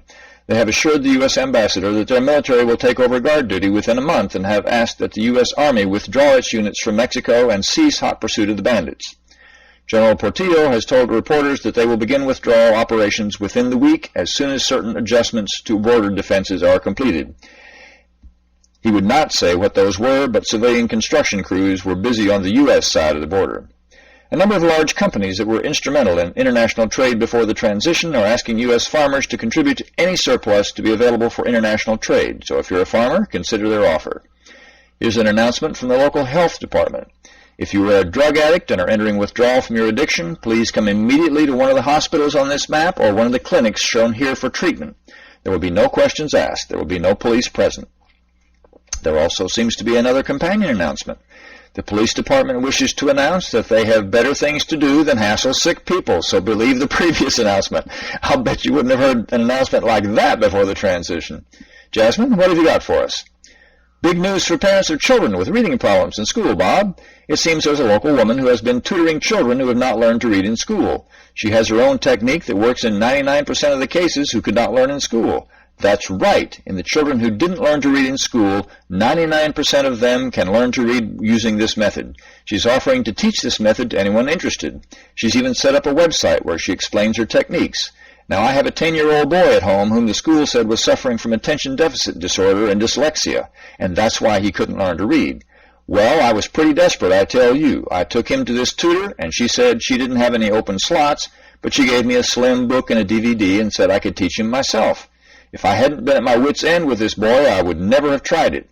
But it worked like a charm. I spent 15 minutes a day on it, right after breakfast before he went off to school. By the end of 3 months, he was reading above grade level. His attention deficit went away, and as if by magic, the school couldn't find any dyslexia anymore. How many children have trouble learning to read in school, Jasmine? Over 20% in this state, Bob. Just think of all those lives blighted by reading problems, and it's so unnecessary. You parents out there, you love your children, and you do anything to help them succeed in life? This is something you can do. It's easy and fun, and best of all, everything is free. The book, the DVD, the instruction, all of it is free. You'll love the joy your children will have because you took a little time out of your day to learn this technique. Here's that URL again. Thanks, Jasmine. I'm sure all those children will thank you in their prayers. Art, what do we have in store for the weather this week? 10:15 a.m. Eastern Standard Time, Saturday, January 5th, 2013. Those scummy no-good... Did you see what they did? What, who did? Those tobacco companies, that's who. They raised the price of a pack of cigarettes to over $30. Can you believe that? That's more than $1 a cigarette. Willie, she said, shaking her head, that wasn't the cigarette companies, that was the payers. The payers are the ones setting the prices on luxuries now. The payers? What do they think they're doing? That's just plain stupid. They can't do that. Willie, it was in the papers. All luxuries have their prices set by the payers. Cigarettes are a luxury. The paper said they set the prices based on what it costs to produce and consume the products. In the case of cigarettes, they must be figuring in the health cost as well as the resources used to manufacture the things. But $32.50 a pack, it can't be that much. Well, they do say that cigarette smoking kills hundreds of thousands of people in the U.S. every year, and smokers miss more work from illness, and pregnant women who smoke have sicklier babies and so forth. Do I look like a pregnant woman to you? No, Willie, but you do cough a lot. Also, you keep going out to smoke those things every half hour or so. It does slow down your working. I take a break to think, and smoking helps me think. That doesn't detract from my work at all. Well, you've been talking and thinking about the price of cigarettes for the last 5 minutes and haven't gotten a thing done. If the payers didn't see me, it didn't happen. Willie stuck out his tongue at her and then grinned. 7:25 a.m., Tuesday, January the 8th, 2013. Hey, I got paid today. I got $756, and it says it was for keeping that crowd quiet last week. Who'd have thought I'd get that much? I think you earned it, Tony. I can tell you, I was pretty scared. I think what you did that got you the money was getting all those chairs from the hardware store next door. Once we had them all sitting down, they seemed to lose some of their emotion. Remember that woman who wanted to just take all the aspirin? I thought she'd choke when you said to take 2 aspirin and call back in the morning. I sure hope they paid those police who backed us up. I'm sure they did. I mean, they need to be on the good side of the police too, don't they? I wonder if they paid those 2 women who helped us out at the register. I don't know. It was kind of a surprise to me when that first lady just came around the counter and started counting out 8 aspirin into each envelope and such, but they were a help. I hope they get paid something for that. 10:20 a.m., Wednesday, January the 9th, 2013. If you won't let me in to see what you're doing, how can I tell whether what you're doing is worthwhile? If I can't verify what you do, I can't pay you. Listen, this is a high-security installation. If you want in, you'll have to get a clearance, whether you're a payer or not. I wouldn't let the Pope in here without a pass. Whom do I see about clearance? All I know is you got to have a badge, and you ain't got one, so you don't get in. Your name is Alfred Edward Simmons, the payer said, looking at what looked to the guard like a phone or a personal digital assistant. How'd you know my middle name was Edward? That ain't on my badge. I have a link to the main computer system here, the old man said, gesturing with the electronic device. It tells me who I'm dealing with. That way I can be sure I'm paying the right person, or, in your case, not paying the right person. See you later. 10:35 a.m., Friday, January 11th, 2013. What do you care whether the payers are allowed in or not? I tell you, all of us will be paid, with bonuses even. You'll get paid in euros if we have to. Trust me on this. But the other guys are getting restless. Lots of people are getting paid. My kid's teacher was saying that she got paid for the 3 school days last week. My wife even got paid for taking care of Noah at home. Can you believe that? She got paid for taking care of her own kid. Anyway, the guys are seeing other people getting paid, and they're wondering how they can get paid if the payers can't get in to watch them work. It's only natural. Natural or not, tell them not to worry about this payer stuff. They'll get paid in real money if they'll just be patient. Okay, I'll tell them, but some of them aren't going to like it. If they don't like it, they can always quit and get paid nothing at all. Yeah, right. 1:35 a.m., Saturday, January 12th, 2013. On the phone. Clarence, I've been talking to some of the guys at the other centers. You know, it looks like this thing is happening at all of them. Several of the other sysadmins also have detected something fishy going on. It looks like some systematic plot. Yeah, really organized at a high level. The payers tell me that if we can sort it out and stop it, we should get a huge bonus. They say this plot could undermine the whole system, and we should do whatever we can to stop it. I know. Well, we need to compare the old test software. You know, the software we were running to test whether it would all work. Well, compare that with what's running on your systems now. Let's get everybody to find the checksums of the code that's running on their systems now and compare it with the checksums of the backups of the last code that was supposed to be running now. That way we can easily tell if there have been any changes in the executables. Right. I'll talk to those 3, and you get some others, and have them talk to anybody they can think of who's a sysadmin at any of the other centers. We've got to get organized on this, and fast. 9 a.m., Monday, January 14th, 2013. Sir, we just got a report of a flurry of phone calls among the computer centers. Yeah, so what? They call each other all the time. They're like a fan club or something. But, sir, the computer says they're talking about hackers and backdoors and root compromise problems. Don't those propeller heads talk about that stuff all the time anyway? Sir, I think it has to do with our monitoring and control of their systems. I think they may have detected our programs. What makes you think so? Have they done anything to remove any of them? Have any of them called to complain? Well, no, sir. But it is suspicious that we only started using the control software on the 31st, and within a week they're calling each other and talking about hacking. So watch them. These programs of yours are supposed to cover their tracks and monitor what's going on. So monitor them. If they try to change something, then wait a while and change it back. No problem. Yes, sir, but I don't like the looks of it. Tuesday, January 15th, 2013. So I told him to get to work on the potholes. He just looked at me and said, well, I won't go into what he said, but he wouldn't do what I told him to do at all. Is it your job to tell him what to do? Well, if he wants me to pay him, he'd better do what I tell him. Or else what? Or else I won't pay him, of course. What if he doesn't care or does something else that deserves to be paid? I don't know. I guess I'd have to pay him if he did something else worthwhile. Are you going to pay somebody to beat him up if he doesn't do what you tell him to do? Are you crazy? Of course not. What if word got back to the people in the neighborhood? My God, what if the other guys I'm supposed to pay heard about it? Nobody would want to work for me again. Does anybody work for you now? What do you mean? I mean, are these people doing work you want done because you told them to do it, or are they doing what they want to do and you pay them if it benefits someone else? Okay, they aren't working for me really, they're working for themselves. Then why are you trying to tell them what to do? Why don't you just wait and see what they do and pay if it does some good? That way you don't have to work so hard. Let them do the work. You just watch. But what if they don't do anything that deserves to be paid? Then don't pay them. Remember, all we're supposed to do is reward good actions. Nobody has to have our permission to do things. Nobody has to do things because we want them done. But let's get back to what would happen if you paid somebody to beat somebody who didn't do what you told them to do. What would happen if you did that? Well, I'd be pretty unpopular, I guess. You'd also be in jail on charges of assault and battery. Oh, yeah, that would be a crime, wouldn't it? And it would be a crime that would be easy to convict you on as well, since you would be on record as having paid for the beating. What if I put down that was for something else? You have to justify every payment, and there would have to be some benefit that justified the payment. Plus, how much could you pay him by yourself? That's right. I couldn't pay over $100 without another payer joining me, and the two of us couldn't go over $500 without having a third. Unless the thing would work cheap, I couldn't pay enough, and if we did get together enough payers to pay him enough, that'd be a pretty big conspiracy. Somebody would be almost sure to tell. Yes, even if you tried to pay the thugs, you wouldn't be able to hide the crime, so you might just as well give up trying to tell people what to do. It's just not going to work for you. Look, Earl, I need that insulation for my attic. It's just 50 rolls. I'll give you $500 for it. Please, Ed, those are earmarked for a builder. I can't let you have them.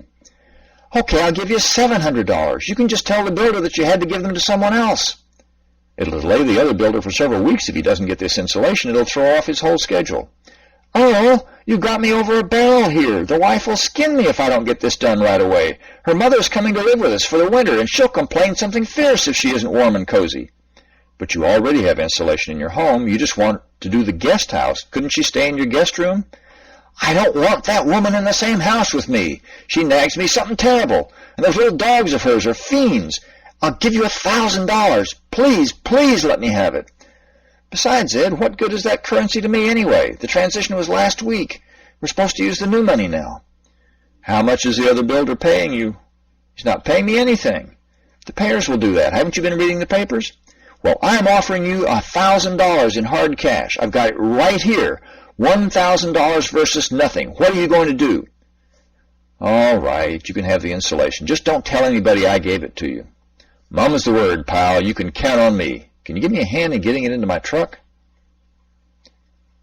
Oh, buddy, how's the world treating you? Say, I'm going to need some lawn fertilizer, about 100 pounds. Somebody, you cost me a lot of money with that insulation deal. What do you mean? I gave you $1,000 American. Can't do better than that. I mean, that insulation was only worth about $300.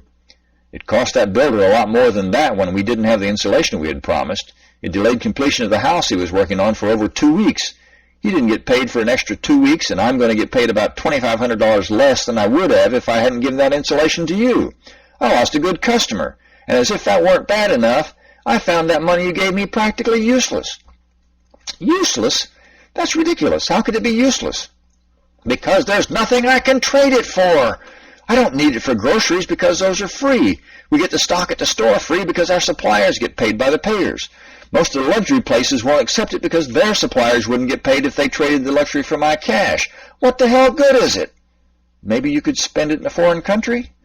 Ed, I don't travel in foreign countries. And anyway, why should they want it? They can't buy anything here with it. It's just so many pieces of paper. I might as well have been trying to use Confederate bills. At least those would have had some curiosity value. Gee, I'm sorry, Earl. I never thought you'd have trouble passing that money. Well, how many people have asked you for cash money since the transition? Not many. How many people offered you cash? But all. I'm not in retail. I'm a musician. I don't play on the street. Well, here's a $5 bill. You go try to buy something with it and see how far you get. Does this mean you won't sell me the fertilizer? Ed, I don't carry fertilizer for yards anymore. I only carry fertilizer for gardens, vegetable gardens. People with vegetable gardens don't need to pay me because the payers will do that when their crop comes in and gets eaten. I'll get lots more money for that than I will for selling it to some rich guy for his pretty lawn. Invisible Hand, Chapter 19, Getting Work, in which Neil meets Enid and discovers maybe he doesn't want a job after all.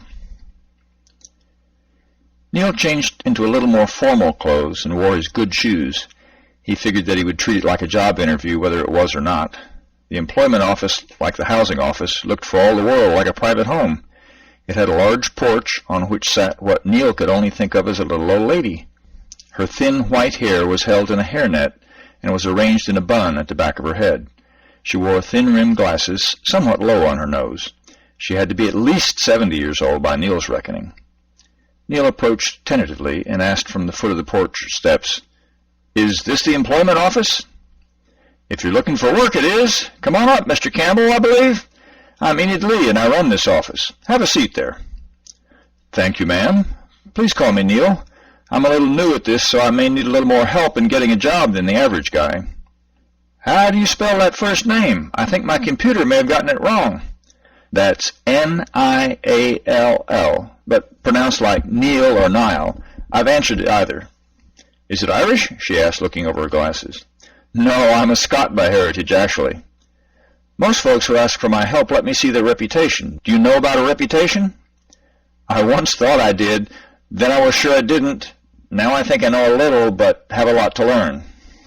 "Neil," Enid said, pronouncing it Neil, "I think you may do all right. What's important for a good work placement are two things. Did you make money with what you did before, and did you get along well with those you worked with? The first will come easily from your payment records and your work history. The second is usually pretty obvious from me talking with you. But if there are any declarations in your file, they could be relevant. In borderline cases, we sometimes want to see your housing record since that's also revealing." "Oh, do you know what a declaration is?" "Yes, ma'am. Sam Witherspoon showed me something about them when he checked my housing reputation. They're statements from people who've dealt with me. The statements have been checked for factual accuracy by the computer. Is that right?" "Well, it's pretty close. If a declaration is positive, the computer check is generally enough. If the declaration is negative, there's usually a more thorough check made, sometimes by the police. Slander in the declaration is not a jailable offense, but it would definitely go on the record of anyone who is found guilty of it, and that would do them a lot of harm." "Yes, ma'am." "May I see your reputation?" she said. "Usually I don't ask, since if it's not offered, it means they don't want me to see it. But you're new here, so I assume you just don't know how we do these things." "You may see my job reputation," Neil said in a formal voice. "Not yet. There's no computer out here. We'll go inside in a few minutes, and then you can give me access. First, I want to get to know something about you. What should I know about you? What are you like?" Neil was a little taken aback, but due to his experiences over the last few days, he'd been expecting to be surprised. "I'm just a regular guy in most ways, I suppose. I just got back in the country after being away for over 15 years, so everything that's happened since the transition is news to me. I mean, it wasn't that I didn't know there was a transition from one kind of money to another, but I was rather preoccupied with other matters." Like staying alive or keeping others alive, Neil thought. "So I just figured that things would still be the same, and they're not. I mean, people look about the same. There are more people wearing white clothing, of course, but fashions don't seem all that different. The music I've heard is still based on rock, but people have such different attitudes toward things that I always just took for granted. The waitress in the cafe over there almost bit my head off for suggesting that I'd like to leave her a tip." "I'm not surprised," Enid said, laughing. "Stephanie never worked as a waitress before the transition. Since the transition, there's no way to give her money directly. If you wanted to be paid more, you'd have to tell her pay her. If you were to give her a luxury item, it would likely be far too expensive to be warranted for just good service in a cafe. It would imply that she was your mistress, or worse, since you're a stranger. So what you did was rather insulting to her. If you had just thanked her with a big smile and been polite, she would have taken that as evidence that the quality of her service was appreciated." I guess I was lucky she didn't belt me one, Neil smiled. Oh, she wouldn't hit you. You'll find that the amount of violence is way down since the transition. People really take a dim view of violence anymore. It's not like when I was young and the movies, TV, and even children's games were full of violence. Assaulting someone is one of the worst crimes one can commit, so people are rather careful about it. Then I was safer than I thought, but you can see that I'm just feeling my way along and making mistakes at every opportunity. I guess what I need is some kind of job that'll let me learn my way around without messing things up too badly. Enid smiled thinly and said, I must say that you seem to have gotten off to a good start. Sam Witherspoon was quite impressed with you. But then Sam is easily impressed by money. He was the same way before the transition. Now to get back to you. What do you like to do? Neil felt confused. Do you mean like hobbies, or what kind of job? Enid sighed and shifted in her seat. Looks like this is something else you need to learn. What do you mean by a job? What's a job to you? Well, I didn't mean anything special by it. It's just working for somebody, like you giving me a job mowing your lawn. If you have a job, who pays you? Enid acted like she was closing in for the kill, bending forward in her chair. Neil, somewhat more confused, said, Why, your boss. No, some payer pays you. So who gives you the job? The payer? By now Neil was just guessing. A disgusted look from Enid, saying, The payer might not even know what you're doing until after it's done. What does the payer give to you? Well, money, of course. What else does a payer give you? Neil paused. I don't know. I can't think of anything else. Payers, Enid pounced, give only money because that's all they have. They don't own jobs or tools or luxuries. They have nothing physical to give you. They don't even like to give advice, as you will no doubt find. Okay, Neil conceded, so the payers can't give me a job. He was wondering what her point was. This seems silly, playing with words. So if the payers can't give you a job, who can give you a job? Think! 20 years ago, who could give you a job? Neil thought for a moment and said, 20 years ago, anybody with money could hire me. Then he paused again. Enid prompted him. Who paid you 20 years ago? The guy with money.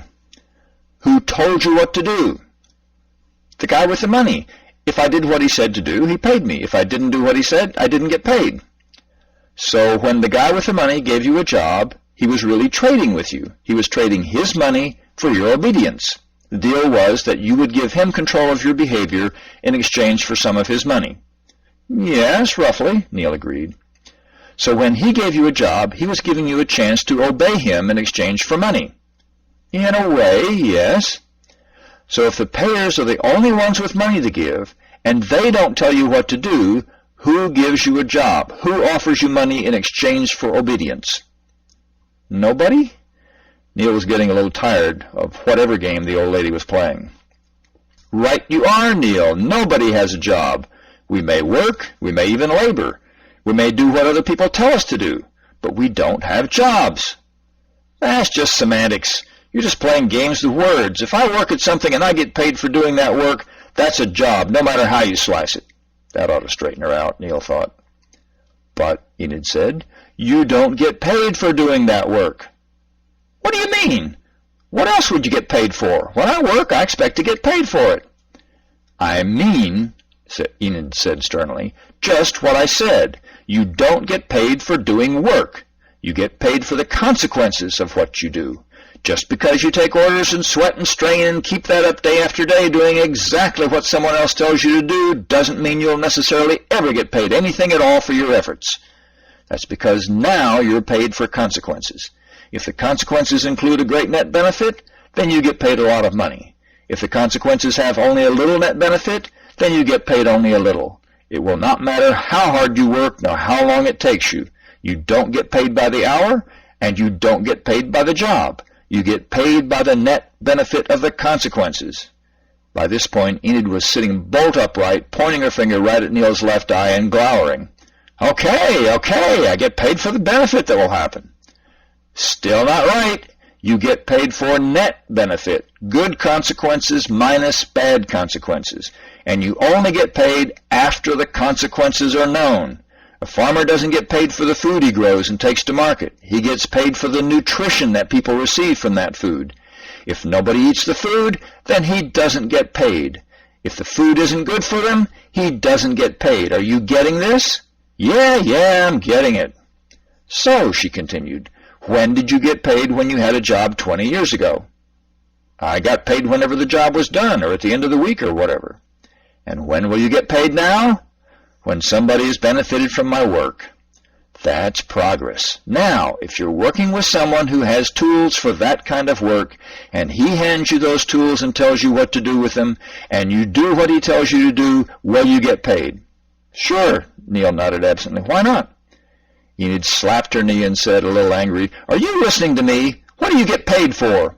Neil tiredly, I get paid for net benefit. Do you get paid for using that guy's tools? No, I get paid for net benefit.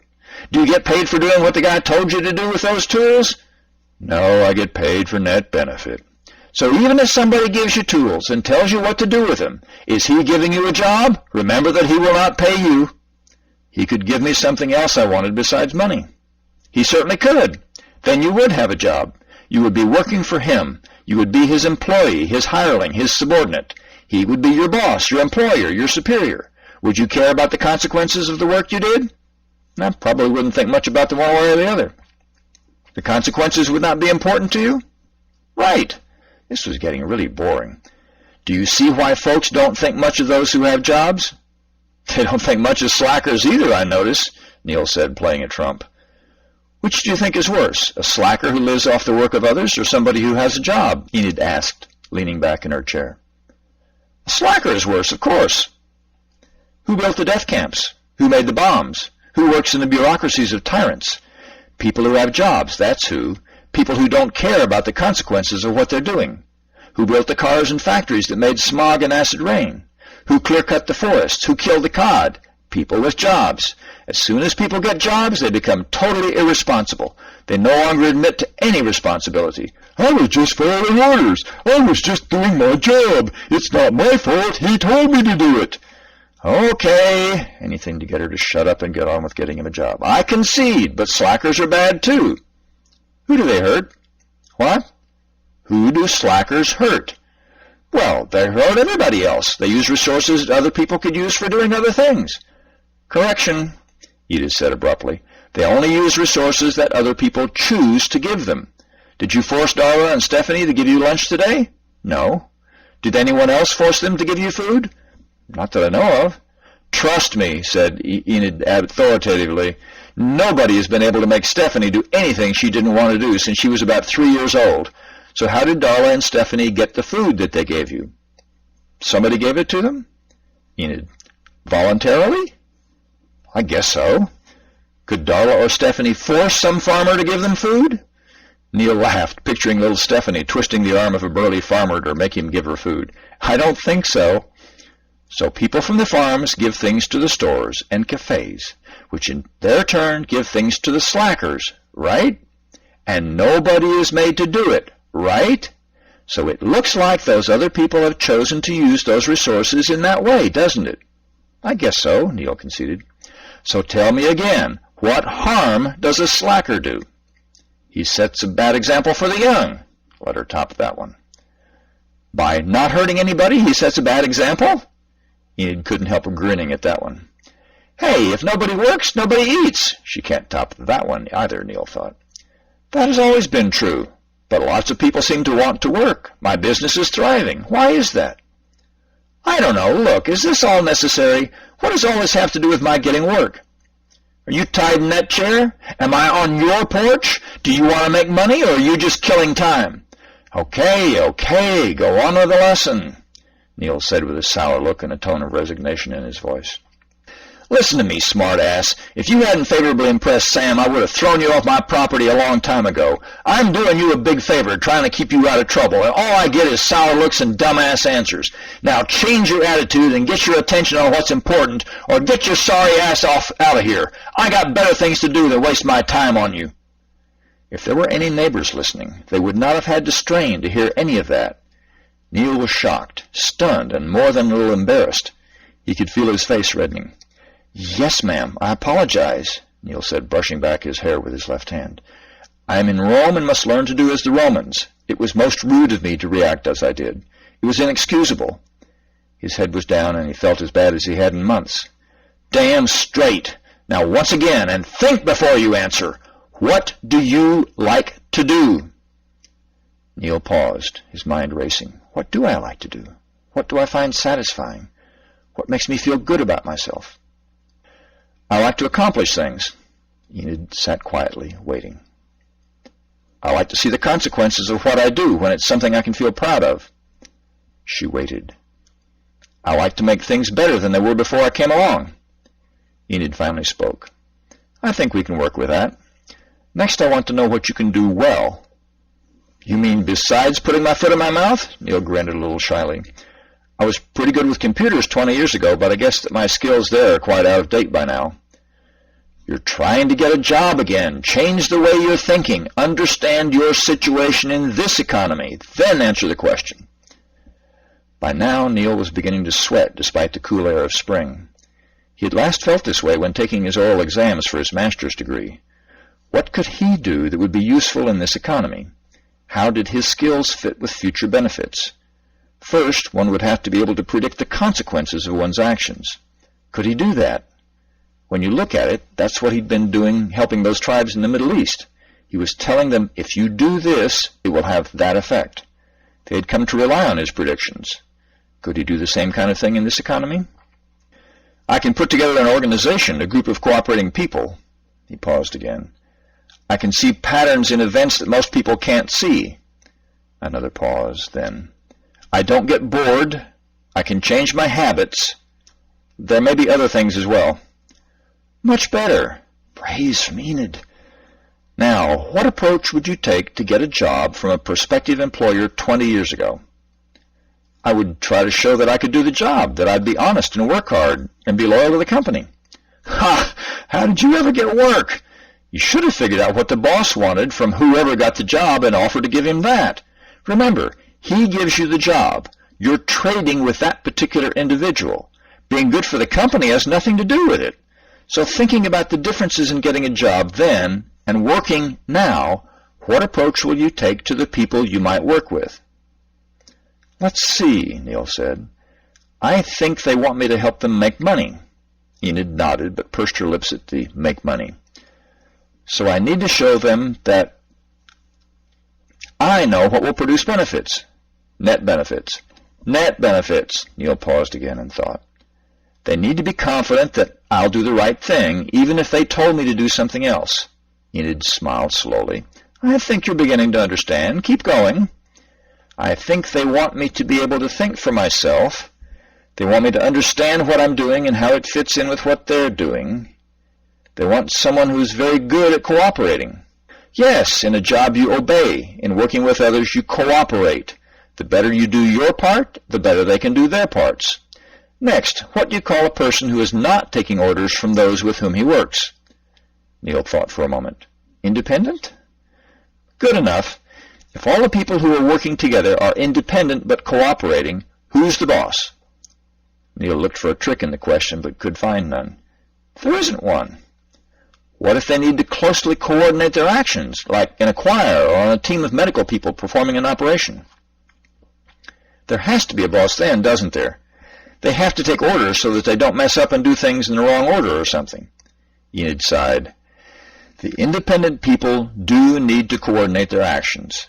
They may well agree on someone to give orders, and they may agree to follow those orders, but that does not make that one person the boss of any of the others. It's just that the role of that person in the group is to do the coordinating. Like the quarterback on a football team calls the plays, but is not the boss of the center." She continued. "In other words, you obey a boss because you'll be punished if you don't. You obey in a work group because you have chosen to use that way of making your work more effective. Do you appreciate the difference?" "Yes, I think I do." "You cooperate to get something you desire rather than from fear of being hurt in some way." "Fine," Edith said. "If you work with others, you and they will be independent individuals who have chosen to cooperate. Your work group may choose to have a name or it might not. But you should keep in mind that no matter how closely you're cooperating with the others in the same group, you are still completely responsible for your own actions and the consequences of those actions. It is never an excuse to say, 'He told me to do it.' You have no boss. You are free, and therefore you are responsible, even when at work. I begin to see why you wanted to have this talk. I might have embarrassed you if you'd found work for me and I'd thought of it as a job. If I thought you'd embarrass me, I wouldn't help you. Neil smiled, saying, I see that you're an independent worker as well, who happens to choose to cooperate with others when you think it best. I also see that you take responsibility for your actions and their consequences. I can, furthermore, see that I'll get no help from you in finding work until you think I can do a good job. Pardon me, can work well with others. You begin to understand, grasshopper. Enid pressed her palms flat together in front of her and bowed slightly. What would happen to me if I just applied to work with some company around here and didn't come to you first? Enid sighed. Before I answer that, I want to correct you on one point. That is, there are no companies anymore. They ended at the transition. You'll still find work groups with the old company names. You'll even find a lot of products with company logos and packaging. But the people who work together as IBM, for example, no more constitute a company than I do. Each person is an independent individual cooperating and taking responsibility for his actions. Companies were sort of pretend people. Legally, they were able to act in many ways like a person. But companies can't be paid now, since only real people can be paid. Companies can't have money now, since only people have money.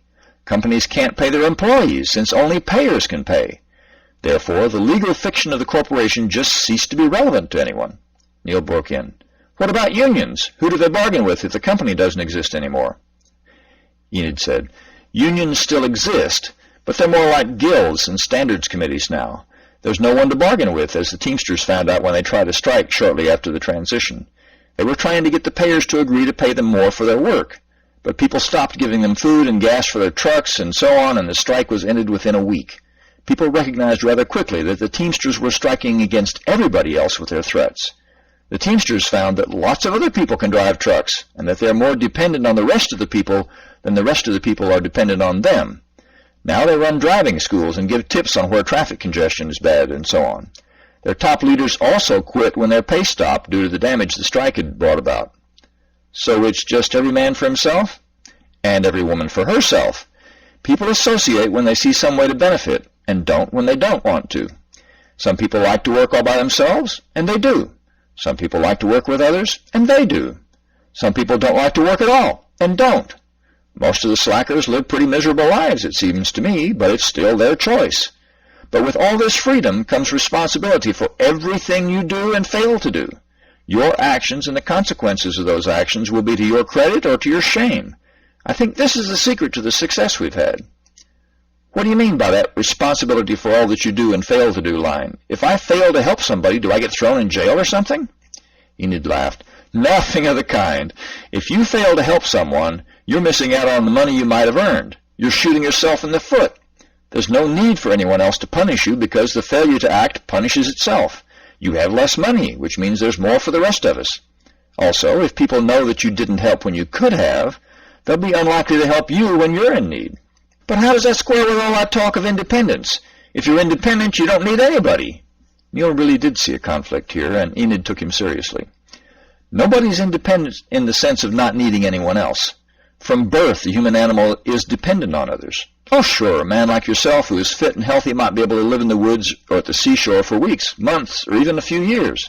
Like Robinson Crusoe? Neil asked. Yes, very much like Robinson Crusoe. If you remember that story, the ship that wrecked on the deserted island was just full of supplies, which Robinson ferried ashore using a raft. Now, did Robinson make all those things he brought ashore? No, he did not. Was he dependent upon them? I think he was. Did he bring anything else ashore with him besides the guns and other supplies? He sure did. He learned a lot of things from other people, and he brought that knowledge to the island. So when he set up his camp, he built it of things other people had made, using techniques that other people invented. Even all alone, he was still dependent on those other people who were far away and in many cases long since dead. So how can people be called independent? When used in the sense of not needing anyone or the products or knowledge of anyone else, people are not independent. But there are other senses of the word. For example, you yourself are using my knowledge to learn how to get by in this society. But are you dependent on me? No, you're not. There are any number of other people from whom you could get the same knowledge. Since there are many sources of this knowledge, you are independent of me and any other single source of this knowledge.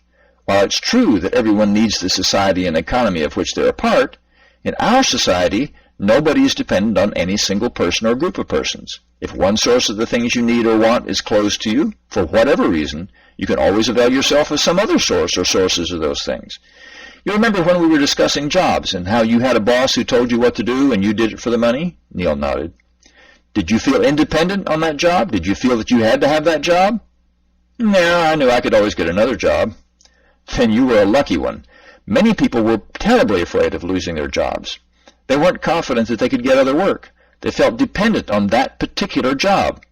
Also, when some people lost their jobs, they might be without jobs for years and never get as high-paying a job again in their whole lives. What's different now? Don't people still feel dependent on the work they do? There are several things different now. First, the consequences of not working now are just that you have fewer new luxuries available. If no one's going to come and repossess the furniture, no one will be forced into the streets. Your family won't have to go hungry. Second, you don't have to have anyone else's permission to earn money. It's as if everyone were self-employed because in a very real sense they are. So there are thousands of things a person can do to earn money.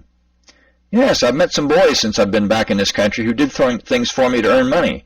They were really helpful, too. I'm not a bit surprised. Children learn early that when they do things for others, there'll be rewards for them. But to go on, people also feel more independent because everybody's on the same side. That is, if I help you, that helps me. If you fail, that hurts me. Therefore, your success is my success, and my success is your success. Since we're all in this together, we don't need allies against everybody else. I don't get it. What does that have to do with independence? Okay, think of yourself as a poor child in a poor neighborhood. The police ignore you, as does almost everybody else. There are gangs in your neighborhood. They demand money from you and take what little you have. How can you defend yourself from those gangs? You're not strong, you have no weapons, your parents are unavailable. What can you do? Join a gang, I suppose. Enid actually grinned. You know your way around in a palm economy, don't you? Yes, you'd join a gang. Now that you've joined, the gang will protect you from other gangs. But now you're dependent on one particular gang for that protection. You can't leave that gang, and no other gang will protect you. So far, so good? I follow you. Now, contrast that with a quiet, middle-class suburban neighborhood with mothers watching their children play in their yards or on the playground in the park. There are no gangs of tough kids to even threaten to take your money and beat you up. You're getting all your needs met. Do you have to join a gang? Do you have to make yourself dependent on that single source of security? No, you can be independent of the other kids. But you're still dependent on your parents. Yes, you are. But in this analogy, they represent the society as a whole. The other children represent the people with and among whom you work. In a palm society, it's like that poor neighborhood where there were vicious gangs. There, everybody was against everyone else. There, the children formed gangs to exploit whom they could and for defense against other strong groups. The gangs represent corporations and businesses. Unless you joined one, you wouldn't have the protection of that group. You felt dependent on that corporation for health insurance, a continuing income with a chance of getting a raise, and even for your retirement income to supplement Social Security. In our society, even though there are groups who cooperate, those groups cannot gain from your loss. Anything that hurts you also reduces at least the potential income for others. Since everyone is on your side, you have no need to join a gang. Therefore you are, though ultimately dependent as everyone is, you're far more independent of any particular individual or group. Yes, I think I see. Because I can expect everyone to want to help me, I'm not dependent on any individual helper. I could go to another employment office or another cafe or some other house. Anyone who helps me will be paid for helping me. That makes me independent. Neil was getting comfortable with the ideas. Back in the palm days, a person was independent if they had plenty of money. They could trade with whomever they chose. Therefore, they weren't dependent on any individual store or lawyer or whatever. If they were an independent businessman, they could sell to anyone and buy supplies from anyone. This made them independent. In socialist countries, this independence became impossible because one had to buy from or sell to specific persons or organizations. Therefore, no one was free and independent. This meant that no one felt responsible. No one took responsibility for things that happened. It was always the fault of the system, or they were just obeying orders. Without freedom, everything was doomed to failure. Enid started to get up. But this isn't getting you closer to working, is it? I'll consider a few things and make some inquiries and see what I can come up with. I'll see you tomorrow afternoon right after lunch. Oh, yes. Do you plan to buy a car? I hadn't given it a thought. Should I? Depends on how close around here you want to work. If you work within a few miles, you wouldn't need a car. If you work on the net, you won't need a car. But if you choose to work further out, then you would need a car unless it's on a bus line. Why don't we get me a beginner's job close by while I learn the ropes? Warn them that it might be only temporary, a few weeks perhaps. Of course. All right. I'll see you here tomorrow about 1:30. Good afternoon, Miss Lee. Good afternoon, Neil. Neil dined that evening at home. He didn't want to get on the bad side of the grocer by not eating all the food he'd taken this week. Thank you for attending today's presentation of Invisible Hand by Larry K. Mason, brought to you by gaytalkradio.org and queerpublicradio.com. We hope you will join us tomorrow as the story continues at 9 p.m. Eastern Time at 6 p.m. Pacific Time.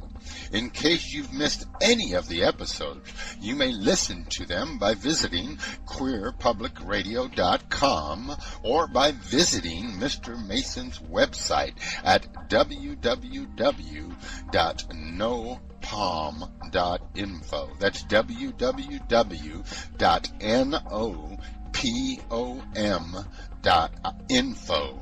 Thank you for joining us.